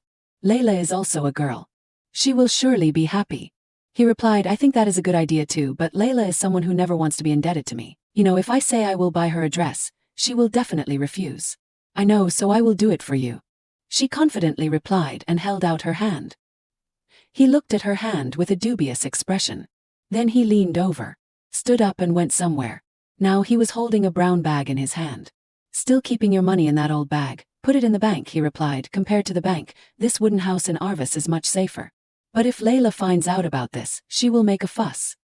His wife replied, "Don't worry. On the day of the party, I will make sure Layla does not recognize it." Then he took out a wad of cash. "Is this enough?" she replied. "Take a little more. For parties like that, she needs more than just a dress." He slapped the table. All right. Buy whatever you need. All of it." His wife chuckled. "It is rare to see you so generous. All right, with this, we will make those arrogant noblewomen gawk at Layla's beauty." Suddenly, the door burst open. "I'm home." Both of them panicked. One hid the money, the other hid the bag, pretending nothing had happened. Layla asked, "Mona, you are here too?" His wife replied, "I brought some snacks including strawberry cake and cookies that you like, Layla." Layla replied, "Then I will change quickly and come out to eat with you." Mona quickly refused and rushed out the door. "Unfortunately, I have to go now." "Bye, Layla." "What is so urgent?" Left with her uncle, "Layla, what are you going to do about that? I mean that party?" She brightly replied, "That party, I am just planning to stop by for a bit and then come home right away. It just so happens that Professor Etamon is also invited, so I will go with Kyle." Her uncle thought to himself, "That is good. It is rare that that freeloader is useful." He said, "So, Layla, you do not need anything like a dress, for example?" Layla stammered. "A dress? No, it is okay, uncle. I am just going for a short while anyway." "That is strange. For special occasions like this, you need to dress properly. Are you planning to wear your uniform to a place full of nobles?" She smiled and replied, "That would not be bad, would it?" Seeing her positive demeanor left him speechless. Not wanting to bother anyone, trying her best not to be indebted to anyone, I understand her intentions clearly. I understand clearly, but I do not know how to coax her. I can only grumble. Suddenly, she walked over and took his large, calloused hand. This surprised him a little. "It is okay, uncle. It really is okay." He just silently watched her comfort him in return. They were no different from a real father and daughter. Time shifted to late at night. When Layla was fast asleep, her hands suddenly gripped the blanket tightly. She woke up in shock, tears in her eyes. She sat up immediately. Slowly breathing, Layla tried to calm down. Looking around, she told herself, "This is my room. I had a nightmare. In the dream, I returned to the days of my childhood, wandering from relative to relative, being bullied and harassed, brutally beaten. Even so, she begged them not to abandon her. Back then, all she could do to avoid being abandoned was to do housework constantly. eat less, and live like an object tucked away in a corner. But no matter how hard she tried, whenever she had to move to the next relative's house, she would not cry. She would practice smiling. The more she wanted to cry, the more brightly she smiled, because no one in the world liked a crying orphan. Constantly being chased from one place to another, she became better at smiling. Until the day she finally left her hometown alone and came to Burke, the smile could not appear anymore because she knew the address in her hand was her last hope. If she was abandoned again, she would have to go to the orphanage. So that day she smiled with all her might when she met Mr. Bill's warm and compassionate gaze. He led her to an empty room. "Stay here for now." The little girl at that time looked around. Her first step across the threshold of that room. The day she returned to her family, the day she had a place called home. Perhaps she would never forget it for the rest of her life. She opened the window wide to let the wind blow in and carry away all the worries in her mind. So it was okay. The next day, the Duke's party would be held tonight. To say she was not nervous would be a lie, but she also did not want to worry or hesitate too much. Just attend bravely, stay quietly, and then return. Miss Claudine would not know that she had chosen this life. After that, she went to the kitchen to cook breakfast. Her uncle walked out absent-mindedly. "I'm up, Layla. For Mr. Bill and this warm wooden house, to protect what she cherished, she was willing to do anything." She smiled and said, "Did you sleep well, uncle?" Cars were waiting outside the mansion. The butler adjusted Matthias's clothes. "Just as instructed, everything went smoothly, master. They left about an hour ago, so the goods should have been delivered by now." Matthias nodded to the butler. Then Matthias lit a cigarette for himself. "The news about Claudine inviting Layla to the party this time has also been relayed to me by Mother. Praises about a kind girl who knows how to give compassion and kindness. Such words are absurd, but I do not object. So, if I leave it alone, I might be able to witness an interesting scene. If Layla appears in shabby clothes today, Claudine will stand in front of everyone and try her best to appear sympathetic and compassionate towards her. She will probably enjoy being able to crush the pride of someone she hates. Therefore, I do not want Claudine to achieve what she wants. That pleasure should belong to me, and only me. I do not know how to share what is mine with others." A moment later, the butler spoke hesitantly, "Master, what shall we do with those items? The gift that the chef prepared instead of Bill Lemmer has been delivered here through Hansen. And the other replaced items have also been delivered to the wooden house as gifts from Bill. There is no need for worthless items anymore." And then Matthias ordered them to throw everything away. At Bill Lemmer's house, Layla was surprised by the number of gifts piled up in the house. "Uncle, how much money did you spend?" Bill did not know how to answer her. "Let us see, how much did I give Mona? I did take care of a few things, but I did not expect it to be this much. Clothes, shoes, gloves all look luxurious. Even if I do not know much, I can tell they are expensive. The shop staff even delivered them directly. It must have cost a lot of money. And that necklace too. How much is that necklace? No, even though I have spent a large sum, if Layla can enjoy the party without losing face, it is worth it. Come on, I have taken care of everything. You do not need to worry. You silly kid worrying about nothing." But Layla was worried. "Uncle, this is too much." Bill said, "What, don't you like it? I think it is fine." Layla, on the other hand, did not think so. "No, how could I not like it? It is just for one day. I am just going for a little while and then leaving. How can I let you spend so much money? I want to return these things." Bill was taken aback. "What, I prepared these gifts and now you want to return them? Layla, if you do not wear this to the party, I will never look at you again." Layla's eyes widened in surprise. But this time Bill was truly angry. "You never want to accept any favors. I understand that, but Layla, between people there is no need to draw such clear lines. It looks like this, but it is all fake, cheap stuff. In my heart I want to give you the best things in the world, but my circumstances are not like that. Come on, if you do not even want to accept this small gesture, just leave it. I will take it all and use it as firewood. And Layla, I will never see you again. Understand?" Bill angrily turned away and left. Layla could only watch his back without being able to do anything. Looking at Bill's expression, it was clear he had wanted to say those things for a long time, fearing she would hate him. Bill sat down sadly. He did not know why he was like this. He did not know when his emotions had spiraled out of control, leading him to say such harsh words. No matter what, he should not have said he would not see her again. Oh dear, this temper of his. Lost in a whirlwind of emotions, a voice called out beside him, "Uncle."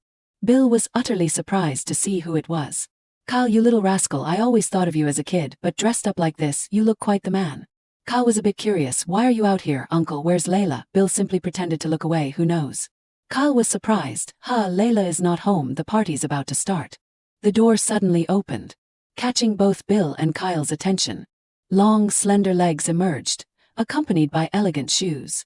Layla was shy as she stepped out. Even she felt a little unfamiliar with herself. That dress, those eyes, along with the jewelry, further enhanced Layla's beauty. Kyle could not take his eyes off Layla as she appeared in this attire. Bill put his arm around Kyle and turned him away. Stay focused now. You will be taking my place tonight. That means protecting Layla. Can you do it? Kyle firmly replied. Of course, I will protect her. Taking a deep breath, Kyle walked back. Layla lowered her head and said, Do I look strange? I still feel like this outfit does not quite suit me. Kyle smiled brightly and said, Not at all. You look beautiful. I am being honest. Well then, shall we go, Miss Layla? Just bear with it a little. Today is a special day. Think of it as not just being friends but being my companion for the evening, Mr. Min. Hearing these words, Layla felt much more confident. All right, I will try. Uncle, we are off. Bill waved goodbye. Yes, go on. I just hope you do not get hurt today and can enjoy a good time, Layla. The mansion was bustling with activity, a whole area illuminated by lights, blending with the soft melodies of music. Layla kept worrying about her outfit. Kyle reassured her, telling her it was fine and not to be so tense. Just trust your companion tonight. The two of them also caught Matthias' attention. He directed his gaze towards Layla. His eyes were fixed on Layla and Kyle. His expression became more serious. Hessen truly was a perfect butler, evidenced by Layla's appearance. Even without elaborate makeup or extravagant attire, Layla still shone with her own beauty. The emerald necklace on her fair neck also made her stand out. I saw that necklace in a display window on my way to a rendezvous. Its clear green color, like a summer forest, left a deep impression on me. On my way back to the manor, I asked Hessen to buy it for me, because I imagined her eyes would sparkle like emeralds. It seemed Layla had noticed too. Duke Matthias was looking at her. Startled her. His gaze did not leave her for a moment. Layla quickly looked away. She did not want to face him right now. Matthias maintained the same expression but seemed somewhat displeased. A man approached. It has been a while, Duke Gerhard. How have you been? But Matthias was thinking about something else. Even while conversing and greeting acquaintances, his senses were constantly drawn to a certain place. Tonight, the doctor's son will proudly escort Layla, as if she were his, even though she is wearing clothes that belong to me. Claudine introduced Layla to everyone. They all warmly welcomed her. So, you are the friend who has been with Miss Layla. It is a pleasure to meet you. But this name sounds unfamiliar. She is the orphan the gardener at the Arvis Manor took in and raised. Claudine looked at Layla and smiled, then said she was a lost orphan. Thanks to the permission of Duke Gerhard and his wife, she was able to stay here. That is how we met. Don't worry. Despite her difficult circumstances, Layla has grown into a worthy individual, and she is preparing to become a teacher after graduation. Isn't that wonderful? Everyone admired Claudine. Miss Layla is wonderful too, but Miss Claudine's kindness is truly admirable. Perhaps that is why the Gerhard family cherishes you so much. I heard you are about to get engaged. Congratulations, Claudine chuckled. I am a bit embarrassed that I am receiving congratulations before the news is officially announced. And Duke Gerhard has just arrived. Everyone said Matthias also wanted to be by Claudine's side. Claudine happily gestured to Matthias. Duke, you are just in time. These are my friends. I would like to introduce you. This is Miss Bertha of the Count Meitner household. And this is Miss Grizz of the Marquis Weiss household. Layla prayed they would not notice her. And this is Layla. Do you remember we went to a cafe together once? Matthias did not smile or say anything. Layla did not dare look up. Hello, Duke. It is strange. A child who is always as calm as a still lake, no matter how humiliated, yet blushes in front of the Duke, flustered to such an extent. Could it be wrong to keep such a girl by Matthias' side, as mother suggests? In fact, on the day everyone went hunting in the forest together, Claudine could not shake off a sense of unease. That day, Duke Gerhard said he would take a walk alone in the forest and let everyone else go back first, only returning to the mansion in the late afternoon as the sun was setting. Normally there would not be anything strange about it, but that day there was something very suspicious. Did the Duke really just stroll until late afternoon? And Layla, with her meager circumstances, how could she be wearing such splendid attire tonight? Emeralds, diamonds, even pearls, all exquisitely crafted, too meticulous and beautiful to be fake. If someone gave Layla a necklace like that. Kyle suddenly appeared. Excuse me, pardon the interruption, but may I take my dance partner away? My friends would also like to meet Layla. Claudine was surprised, the doctor's son. The one who transformed Layla into a princess tonight was not Duke Herhard, but Kyle Ettman. Even if she came with a dance partner, we can't keep Layla to ourselves. Claudine could not believe it. Impossible. No matter how wealthy the family is, he is still just a doctor's son. While walking away, Claudine called out to Layla. You look beautiful today, especially that necklace. Layla, puzzled, simply thanked her. Then Claudine turned to Matthias. The necklace suits Miss Layla very well, does not it, Duke? Matthias also replied curtly. It suits her well enough. It seemed his answer was to Claudine's liking. After being freed, Layla whispered her thanks to Kyle. He simply wondered, why do you put up with it? They treat you like a joke and humiliate you. Why does someone as proud and intelligent as Layla just silently endure it like a fool? Layla was not being submissive, whatever. It is not entirely wrong. I am an orphan, indebted to Uncle Bill, and I will become a teacher. Don't worry, I do not mind those words. Kyle was exasperated with Layla. Layla leaned against the railing. Human nature is multifaceted, Ethan. But Kyle found it too much for one person. Anyway, you are quite the smooth talker. Layla subtly dismissed Kyle. You can go now. You have many people to meet, and your mother is waiting for you. Kyle said, I came here today as your dance partner, so I will stay by your side. That is what I want. Why are not you saying anything? Layla avoided him. I just do not know anymore. Kyle teased her. Don't tell me you are that embarrassed. Your face is red. Layla covered her face. Really, I am not. Then his mother arrived. Kyle, what are you doing here? I have been looking all over for you. Do you know how important today is? Come here quickly. There are people who want to meet you. Kyle, are you joking with me? Even Lady Norma is looking for you. You are not going to keep her waiting, are you? Layla nudged him. Go with your mother, Kyle. I will wait for you here. Kyle's mother nodded. Thank you for understanding, Layla. Kyle said worriedly, I will be right back, so you have to wait, okay? Layla smiled and waved. Then she fell back into her own thoughts, listening to the melody of the music. The music is so beautiful. My role is over now. Now, all that is left is to quietly wait for Kyle here. The music continued to play. Something caught Layla's eye. Seeing her own reflection in the window. Layla remembered what Uncle Bill had told her. He said that, but to me, these things are more beautiful than I deserve. The dress, soft as if woven from clouds, the shoes adorned with exquisite embroidery. And this necklace too. I never thought there could be such beautiful imitation jewelry. Perhaps that is why Miss Claudine said that. Maybe it was not entirely a compliment, but rather mockery or pity conveyed subtly. But it does not matter. This is a gift from Uncle Bill, and that is enough. Layla suddenly saw someone. It was Duke Herhard and Miss Claudine. And Matthias had also seen her. Then his eyes shifted back to Claudine. Layla felt a strange sensation in her heart. She always became melancholic like this. Claudine's hand rested on the railing. The night air is so refreshing. I love summer because the nights are always beautiful like this. What about you, Duke Herhard? Matthias replied indifferently. I do not particularly like summer, Miss Claudine. Claudine continued, that is surprising. Thought you liked summer. Duke Herhard, you are such a cold person. Of course, I do not mean that as a reproach. You know. Actually, I like that coldness of yours, the way you always maintain your composure and elegant aristocratic demeanor.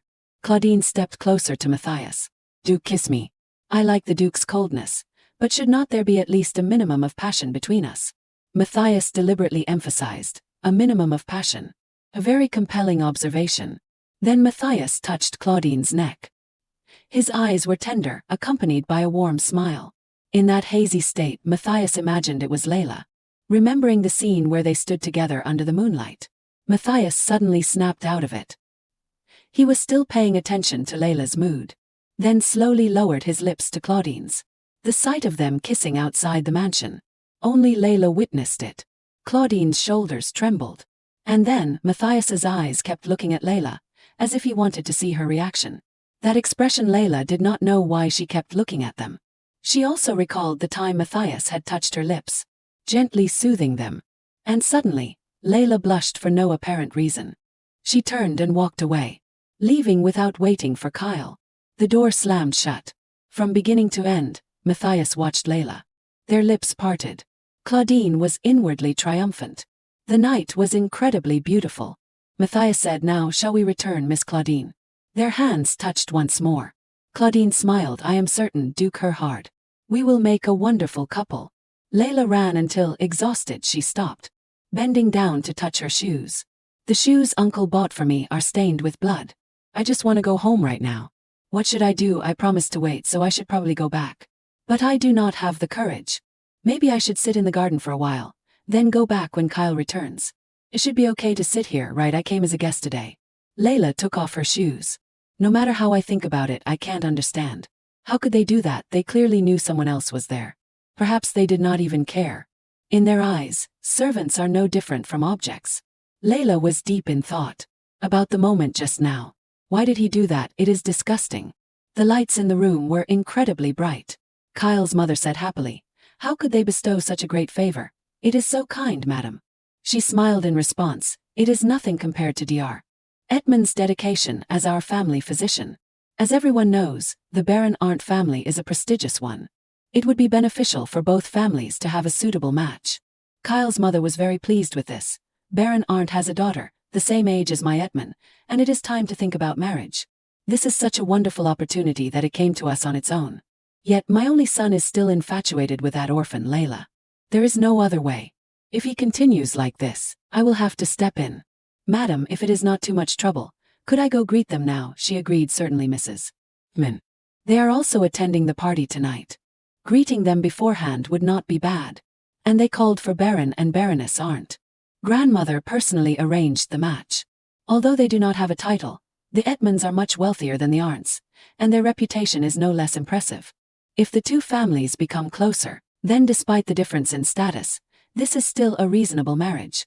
Kyle wanted to leave, but his mother disagreed. "This is the party I prepared for you.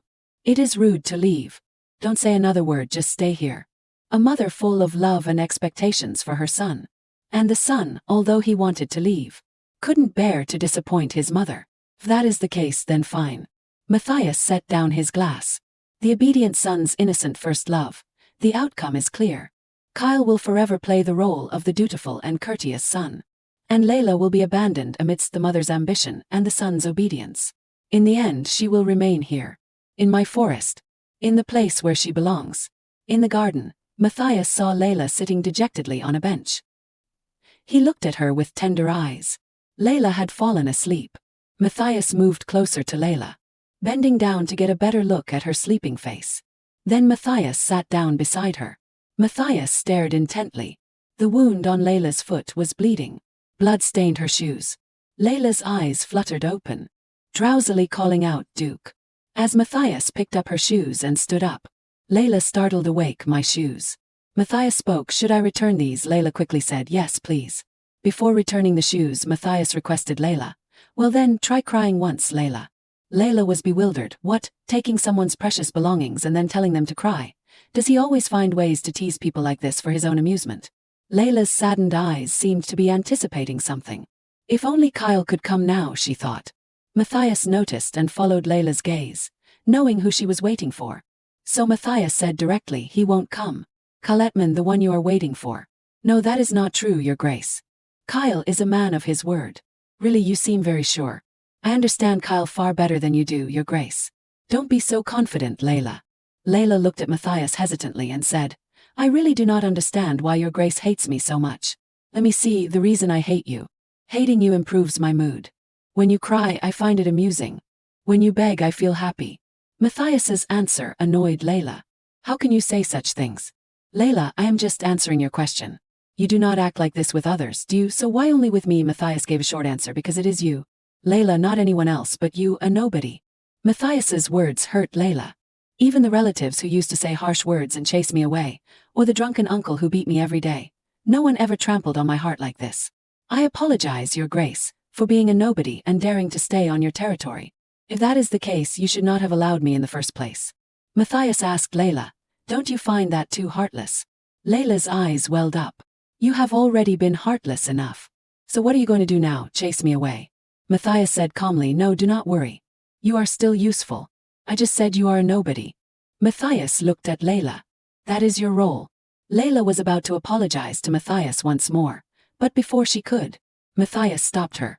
"Don't apologize anymore." Matthias moved closer to Layla and said, The Kyle Etman you are waiting for won't come. So Layla cry. Beg if you want.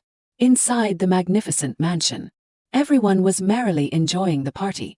Cheers Matthias. Matthias recalled Layla's image. Layla cried. She cried beautifully. So I was willing to return the shoes.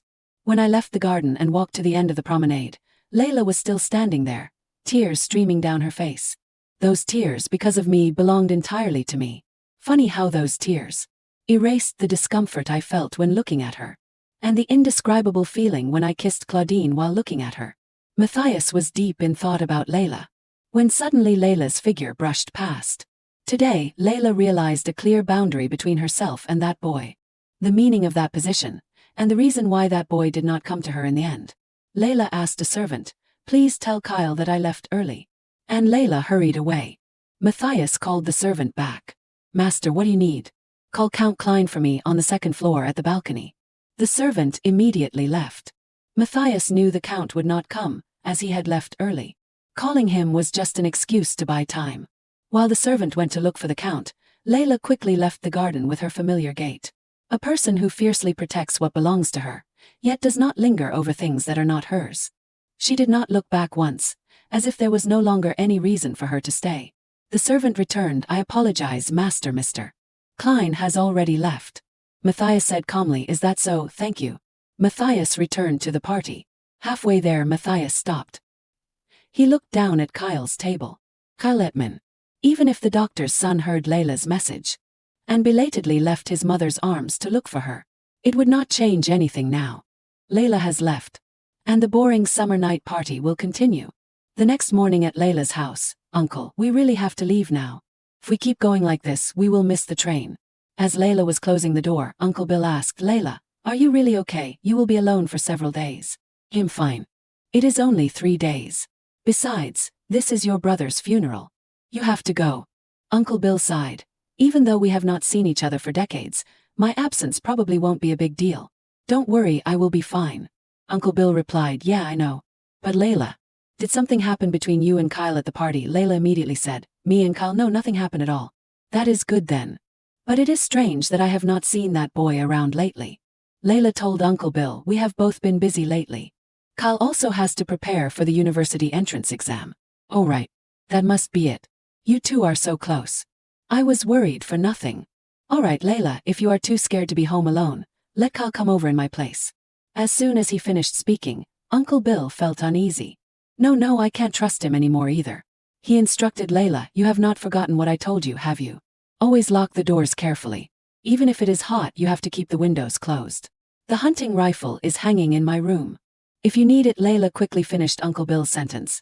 "Bring it to bed with me, right? If there is a bad guy, I will shoot him right away. Eat well. Study hard." "Is that all?" Then Uncle Bill looked at Layla. "One more thing. If Kyle comes, send him home before sunset. If he refuses to leave, use a shovel to beat him out. Understand?" Kyle was startled. To that extent." Uncle Bill continued, looking at him that day, "I saw that he is a man now. The way he looked at you was not ordinary. Thinking about it, that boy is the most dangerous." Layla was embarrassed. Uncle, what are you saying? That is weird." Uncle Bill laughed heartily. "I am just kidding, just kidding. All right, go inside now. I have already told Mrs. Mona. If you need anything, ask her." "Okay." Layla nodded. "Yes, Uncle. Be careful." Uncle Bill waved goodbye to Layla. "I am leaving now." Although she pretended to be mature in front of her uncle, saying she was fine, it seemed like the next 3 days would be very long. There was a bird perched outside Kyle's window. A small piece of paper was tied to the bird's leg. Kyle saw it and went to retrieve it. "Sorry, Kyle. You should not come to the cabin today. Uncle Bill has to go back to his hometown, so he will be away for a few days. I have an appointment to go to the library with my classmates. I will be back after dinner, so do not wait. See you next time. Goodbye." Kyle sadly threw the note down on the table. It has been a few days, and it is still the same notes. Appointments, going out, gardening, and now the library. First, I was suspicious, but now I am sure. Layla is avoiding me. It is understandable. If it were me, I would do the same. I said I would be her companion, that I would protect her, but I left Layla alone. Kyle's mother, seeing him like this, scolded him. "You idiot, why do you keep torturing yourself like this? I am so despicable. I can't stand myself anymore. I should have left there sooner, but why could not I do it? So cowardly." I have a bad feeling that if this continues, I will lose her forever. Suddenly, Kyle stood up. Well, I have to meet and talk to Layla directly. Layla was outside by the clothesline, carefully hanging each piece of clothing. Kyle's call of Layla echoed from afar. Layla heard it. Seems like someone is looking for me. Layla was surprised to see Kyle. Kyle said to Layla, I am really sorry. I was wrong. No, do not. I am the one who lied.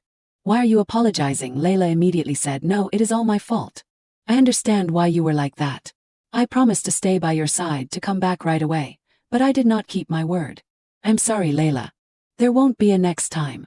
Layla explained, Kyle, I was not angry or upset with you about that. They really? Then why have you been avoiding me? Layla did not know what to say. I honestly was not mad at Kyle. It is just that day, I suddenly realized a truth that I had been trying to forget. That he and I belonged to two completely different worlds. Or maybe I always knew that and just deliberately ignored my unhappy childhood. Layla remembered her childhood, the first day she met Kyle Ettman. My name is Kyle. And you, for the first time someone reached out to her first. I am Layla Rewellen. Kyle happily replied, Layla Rewellen. It is nice to meet you, Layla. Not pity or contempt. Kyle and Layla climbed a tree together to watch the lovely birds. Do you mean these baby birds? Kyle exclaimed, wow, they're so tiny, it is amazing. Are there any other places like this? Layla led Kyle to see other places. Yeah, come with me. He simply approached me with sincerity. Those warm memories and feelings to me are just as precious as meeting Uncle Bill. Layla led Kyle home. Uncle Kyle is here to play. Kyle politely greeted, hello, sir. You are, Kyle quickly said, if you do not mind, can I have dinner with everyone, Mr. Bill Lemmer? Not at all. Come in. Why do children have to grow up? Remembering that pure sadness when I returned home, I decided one thing. For you, my dear friend, I will be the one to let go first. Layla put down her teacup. Oh, I think it is time we kept our distance. Hearing this, Kyle's eyes widened as he looked at Layla. What are you talking about? Did you see that day? Yes, so this is the right thing to do, Kyle. Only then can we forever be good friends. What are you saying? To be good friends, we have to be apart. Do you know how unreasonable you are being? Layla said frankly. No, this is how I truly feel. I do not want to lose you. Who said anything about wanting to lose you? I do not want to lose you either. Layla's eyes sparkled as she looked at Kyle. We can't be apart. That can't happen. Kyle hurriedly stopped Layla's words, held her hand tightly and said, I will never lose you, and I won't leave you for that reason. Layla quickly withdrew her hand. Kyle, between us, it is finally time to grow up. Layla stood up and said, let us eat lunch, then you should go, Kyle. I will prepare it quickly. Kyle stared blankly at the hand that had just held Layla's, then slowly placed it down on the table. Riette was reading the newspaper when she saw the bird perched on Matthias's head. Then the bird hopped down and stood on Matthias's shoulder. How can that bird be so lucky? Even on this hot day, Duke Herhard is still wearing a tight, elaborate outfit. How can that bird play with him so casually without any worries? I never would have thought someone like Matthias would keep a bird as a pet like that. Especially with the expression on his face. It is a sight I still can't get used to. Riette whispered to Claudine, why do not you try wearing a yellow dress at the engagement ceremony? I think the Duke would adore you as much as that bird if you did. Claudine replied, no, I hate yellow. Besides, it is just superficial. Riette laughed. Really, you will be the most powerful woman in our social circles, so surely a yellow dress would not suit that at all. Besides, you will be the lady who even surpasses the future queen, so you will need to control your appearance. Claudine immediately said, Riette, are you starting with that again? What is wrong? It is what everyone's saying. I've been wondering about something, Claudine. How do you feel about practically becoming a princess after you become a part of the Herhard family? Claudine was silent for a moment. Then, Claudine pricked Riette's hand with a needle. You pinched me, really. Claudine said coldly, stop joking, Riette. By the way, Matthias, when will you be discharged from the military? After your engagement, can't you just focus on your family's business? Matthias replied, I am not sure. It would not hurt for me to stay in the military for another year or two. Even so, I only say that because it is the Herhardi family tradition. But it seems you are much more dedicated to our country, Duke Matthias. After you are discharged, you will certainly be one of the most powerful dukes your family has ever had. Suddenly, Riette exclaimed, I can't believe your engagement is coming up soon. Feels so strange. Matthias held the little bird in his hand and put it in its cage. Then Matthias said, well then, you two can stay here and rest a little longer. Riette asked Matthias, where are you going, Matthias? Matthias said as he walked the annex. I have a lot of work to do. It was a sudden, impulsive desire to go to the annex. I kept thinking about going to the annex and burying myself in work until dinner. It was certainly like that until I left the mansion. However, as I suddenly stopped and started looking around, before I knew it, I was standing on the path leading to the gardener's house. Matthias loosened his tie. The desire to feel it through her eyes. All my senses were focused on that as that uncontrollable heat began to build deep within my body. There are times when my will can't suppress those vibrations and moments of weakness. Every time I realize I am being swayed by these feelings, the discomfort within me grows. Longing that is not something that should be prioritized on my life's list. And of course, the same should go for Layla Rewellen. Lost in thought, Matthias suddenly realized, perhaps. That is precisely why I want to explore it further. The limits of these emotions. Suddenly, Layla's cries for help echoed from the garden. Help me, is anyone nearby? No, I think if I use a little more force, the branch will break. Calm down, I have to be calm. Just a little further, if I can reach it, I can. Layla said shakily, please. Layla's shoe slipped off and fell to the ground. Layla thought fearfully, if I fall from here, I will at least break my leg. Why is this happening when Uncle Bill is not home? A few minutes ago, after lunch with Kyle, I was on my way to see him off, but I suddenly heard birds chirping and started looking for it. I found a baby bird sitting on the floor crying. Where am I? I am so sad. I could tell it was definitely a newly hatched bird from one of the nests in the large trees in the backyard. You must have fallen from your nest, have not you? You fell from quite a height, but at least it seems like you are not hurt anywhere. Don't worry, I will take you back home. I carefully put the baby bird back in its nest. Goodbye, be well. Be more careful from now on. All I had to do was get down safely after that, but fortunately, I escaped that critical situation by grabbing onto a nearby branch just as I fell. However, it seems like it is only a matter of time before I fall to the ground. I do not know how much longer this branch can hold me. If only Kyle had not left yet. Maybe he could still hear my voice. Oh, Kyle, please come back. I need help, Kyle. Matthias walked over and saw the shoe right in front of him. Up in the tree, Layla was still calling Kyle's name. Matthias looked up. What are you doing, Layla Rewellen? Why do you like climbing trees so much? Should I help you? Layla suddenly fell silent. A bewildered expression on her face. That voice. That is definitely not Kyle's voice. It is the Duke. Then Layla closed her eyes and called Kyle's name louder. Kyle. I do not think he will come. Layla angrily shouted at Matthias. Please leave. Why are you standing there if you are not going to help? You are clearly about to fall and are begging for help. I am not that heartless. Layla yelled, what are you talking about? Matthias continued, I can call the Etman guy you are calling if you want. But considering your height, I think it is better if I call his father. Layla replied, if somehow my legs are still okay even if I fall, the first thing I will do is kick you. Like a small stone on the road, like a frail tree about to drop its fruit. But I have truly reached my limit. I can't endure it anymore. Oh really, then call me. Layla went mad. What Matthias said, call me to help you. Rather than beg a man like you to save me, I would rather let myself fall. But the branch keeps shaking and I am scared because it is so high. At some point I started calling him without realizing it because he was my last hope. Your Grace. Layla let go of the branch. Seeing that, Matthias quickly ran over to catch her. And then Matthias embraced Layla tightly. He came. I could guess what a smug look he had on his face at that moment, but I was too embarrassed to look. I fell from a very high place, but I did not feel any pain. I only felt a little dizzy. And my heart was pounding.